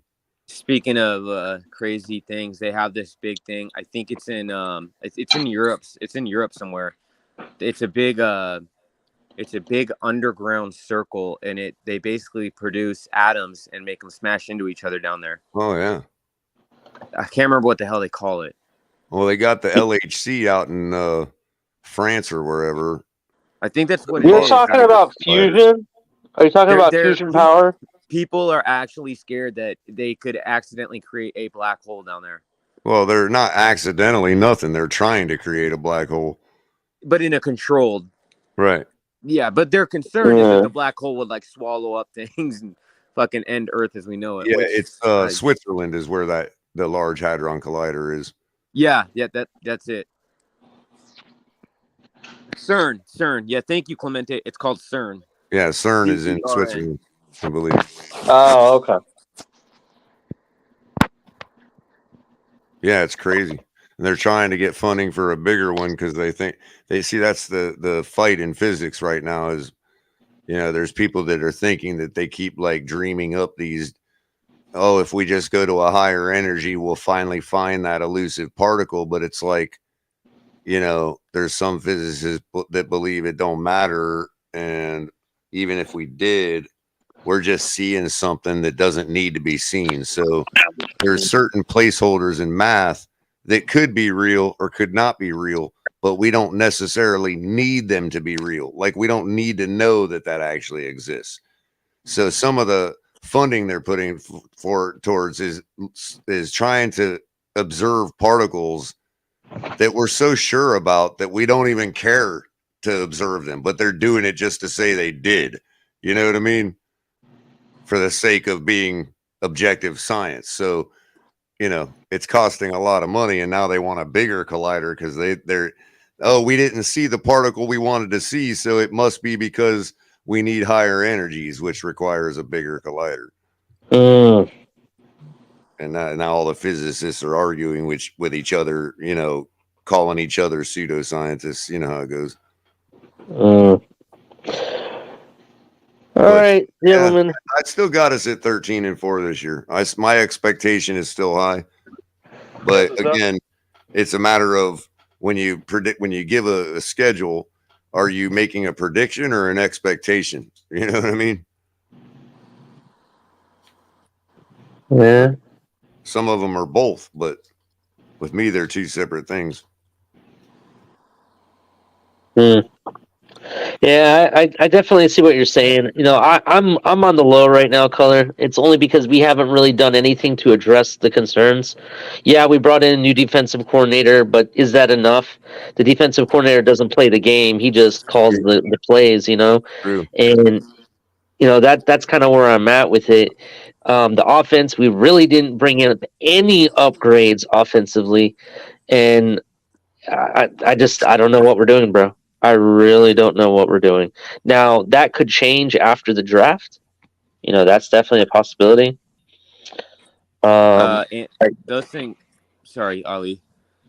To answer that question, Anthony, those things really don't matter, man. There's some analysts that have the Miami Dolphins #1 in their NFL power rankings, and there's others that have us 4th in the division. They're really just their own opinion projections. So they're just what their opinion is. And like none of them are actually used statistically or anything. They just look at schedules and try to make educated guesses. So it's not like it's anything that affects the team. Right on. Well, let's think we all. You guys are wrapped up. I'm wrapped up. DTA, you want to help me with the rundown, bro? Let's do it, yeah. And then also me and Shake, you guys can catch me and Shake later this evening. We're going to be going live. And yeah, let's do the rundown. All right, so I see we still got some people watching from Facebook too. So if you guys are on any of the other wonderful platforms like Twitch, Twitter, Facebook, any of that good stuff, make your way over to the YouTube channel and give us a like on the videos. Also subscribe to the channel and hit the notification bell. As long as you guys have that on, you guys will never miss any of the great content that TFTG has to offer you guys. You guys can catch El Capitan, the great proprietor of the channel, every other day of the week. He's also making appearances other times, but catch him every other day of the week right now. You got the Rabid Dolphin. He's going to be taking a hiatus for a little bit while he's on vacation. But he's here, he's there, he's everywhere. Never want to miss him. Hit the notification bell and you won't. Culler commentary. You guys can get yourself a cup of Culler sometimes in the afternoon or every morning with Ali on the new morning show they're going to be doing. And, of course, Dolphins debrief. You got myself going to be doing the funnies, the shorts. I'm going to be bringing you guys the afternoon W word. So you guys going to have an afternoon show. You're going to have the Dolphins debrief maybe once, twice a week in the evenings with myself, Shake Money, and then Lewis, the Rabid Dolphin. And, of course, Late Night Exhale for the time being is postponed, but that's just till the season starts, ladies and gentlemen. So you will still get Ali and a Late Night Exhale as soon as the season starts to ramp back up. Meanwhile, you will have me and Shake Money co-hosting a show for you guys on most Saturday evenings. If you guys want to support the channel, we've got Cash App, we've got Venmo, $ the Fins Tailgate, or just the Fins Tailgate. And we also have Patreon /TFTG. Several different levels of membership if you guys want to join. We're going to have exclusive content just for you guys. We got a lot of cool things in the works that are already finished. Just waiting to be able to speak about them to you guys and show you. Also, Fanatics, our officially licensed gear, our partner. If you guys use our affiliate link down below to get any of your officially licensed NFL, NBA, NHL, all that good stuff, all that gear, check out Fanatics. Use our affiliate link. It'll take you right over to the website. Tells me you came over from us. Doobie Energy Drinks. If you're like me and you drink way too much Red Bull, try Doobie Energy Drinks. They come in a variety of different flavors. Comes in a powder form. It's much better for you. Not all that sugar and crap that you don't want. Check out Doobie Energy, man. And Backrooms Collection. If you guys want custom, one-of-a-kind pieces, I'm telling you, really cool Miami Dolphins art. There's canvases. They got mini helmets, accessories for mini helmets, which a lot of us collect. Check out the Backrooms Collection. They do wonderful stuff. Use hashtag TFTG for 10% off your future purchase or your purchases in the future. Appreciate that, you guys. Last couple here. We've got ZSM Sports. Great sponsorship of the program here. I need to get this dang thing uploaded to my side, man. I know. You got to put it on your side. Proud sponsor of TFTG. Put it on Network, everybody's ZSM side. Sports, man. Check out Zach. Zach is a agent with several of the Miami Dolphins players. He also does a lot of private signings. It's South Florida's #1 sports memorabilia and private signings agency. Runs a great business. He takes care of his customers, treats everybody like family. With his private signings, he's done Jerome Baker, Pat Surtain Sr., Pat Surtain Jr., Sam Madison. He's done Christian Wilkins. Zach Seiler's the one he's going to be doing here in a couple days with limited spots left. Javon Holland, you name it, he's done it. Cater Kohu, all of them. So he handles all these private signings. You can send your own stuff in to get signed, or you can buy items from him that are going to be signed. It's all Beckett or JSA certified. Check him out. There's his phone number, email, and his social handles on Twitter and Instagram. He responds to everything. Also, last but not least, check out all the new merch that the Fins Tailgate has to offer. Guys, we have made incredible strides in the store. We've got so much new gear. It's not even funny. There's new hats. There's new zip-ups, hoodies, T-shirts. You're going to have beanies, flip-flops, coffee mugs for every show on the channel, tumblers. We got stuff for the gals, stuff for the guys. We got our flags, our flagship flag right there that you guys can fly if you want to rock with TFTG. We've got fitted hats. We've got snapbacks. We got the It's in My DNA T-shirt. Flip-flops for all you guys who can't make up your mind on your football opinions, all that good stuff. Be sure to check it out. Use the link in the description. Get yourself some TFTG merch. It helps the channel immensely. Appreciate you guys. And on the ZSM note, let them know TFTG sent you if you happen to use the phone number to call them. Tell them TFTG sent you. Absolutely. Verbally, if you call the number. Just so he can tell us that it happened, so we know. And yeah, and we're doing that. His name is Zach. You guys, I'm telling you, he does incredible stuff. Just for some examples, you guys can get signed jerseys, signed helmets, signed mini helmets, 8x10 photos, 5x11s. whatever you want, you can get. And again, they all come with the authentic either GSA or Beckett certificate of authenticity. So you get that, and it comes with it. It all comes protected, ships it right to you. You can also, again, send your items in. So say if you have a Javon Holland jersey and you want it signed by Javon Holland, you send it to him. Low cost, he takes care of everybody, man, and he gets you guys hooked up. So check him out, hit him up. We also got some stuff cooking and brewing. Right now, we got a Beckett signed Tyreek Hill jersey, Beckett signed Cater Kohu, and I think Javon Holland poster for you guys. We got a signed JSA certified Brock Marion jersey. We got a whole bunch of stuff we're going to be raffling off for you guys. You guys could be the lucky winners on that. Stay tuned for that. We'll give you guys more details, man. Yes, sir. Other than that, if you guys ain't got nothing else to add, I'm gonna go ahead and I'll keep you all up here for the end. But make sure you guys stop by this evening and show some love to me and Shape. We're gonna be oh you yeah. guys on the flip. Did we nail down a time on that yet, or what's you got more info on that?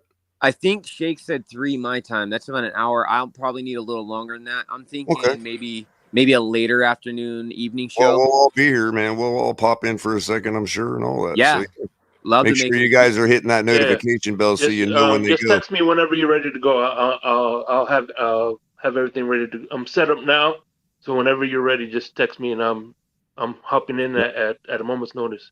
And Perfect, if it hasn't been working for you, click it back on the notification bell so you know when these guys are going. Absolutely. Other than that, hang around, keep checking everybody out. And a big shout out too, because again, you guys will have Culler. Sometimes he's on in the afternoon. He's going to be having his afternoon show as well. Culler and Ali in the mornings. You got Ali doing the broken takes. If you guys haven't too, please go show some love to the broken takes segments. Cap's been doing some shorts too. Like those things are killing it, man. Broken takes has taken off and it's turned into something super cool. I think it's very unique. Show some love to it. Go through. You can actually go through the archives and see past episodes if you guys want to catch up on it. But show some love to the broken takes. I know that both Culler and Ali have worked hard on that and brought you guys some killer content.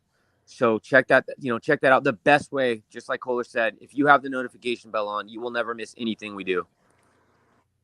Right on, man. So that being said, everybody, appreciate all 30 some of you left. Everybody that showed up today to listen to my rant and my opinion about availability and marketability. That's what we've discussed today. Which is better, availability or marketability? I guess we all have to decide for ourselves. And some of us think it's a 2-part answer, but apparently some people get a pass. So Sal said, Culler, check out Y-Files YouTube. You won't regret it. Whatever that means. Okay, I'll check that out. Certainly. So, we'll see what we can do to get better. Hopefully we could at least, have normal progression in the off season, and we could still make up a couple things. Games will still be close. And I just, we'll see what happens. We can only root for winning. We can only hope for the best, but we'll continue to talk about what we're doing to make the team better, what we need to do to make the team better. And as I said, I will be advocating for Lamar Jackson to be a Miami Dolphin until it is not possible. So that being said, let's all be available. Exactly. People count on us. Fins up, everybody. Have a good day. Fins up. Fins up.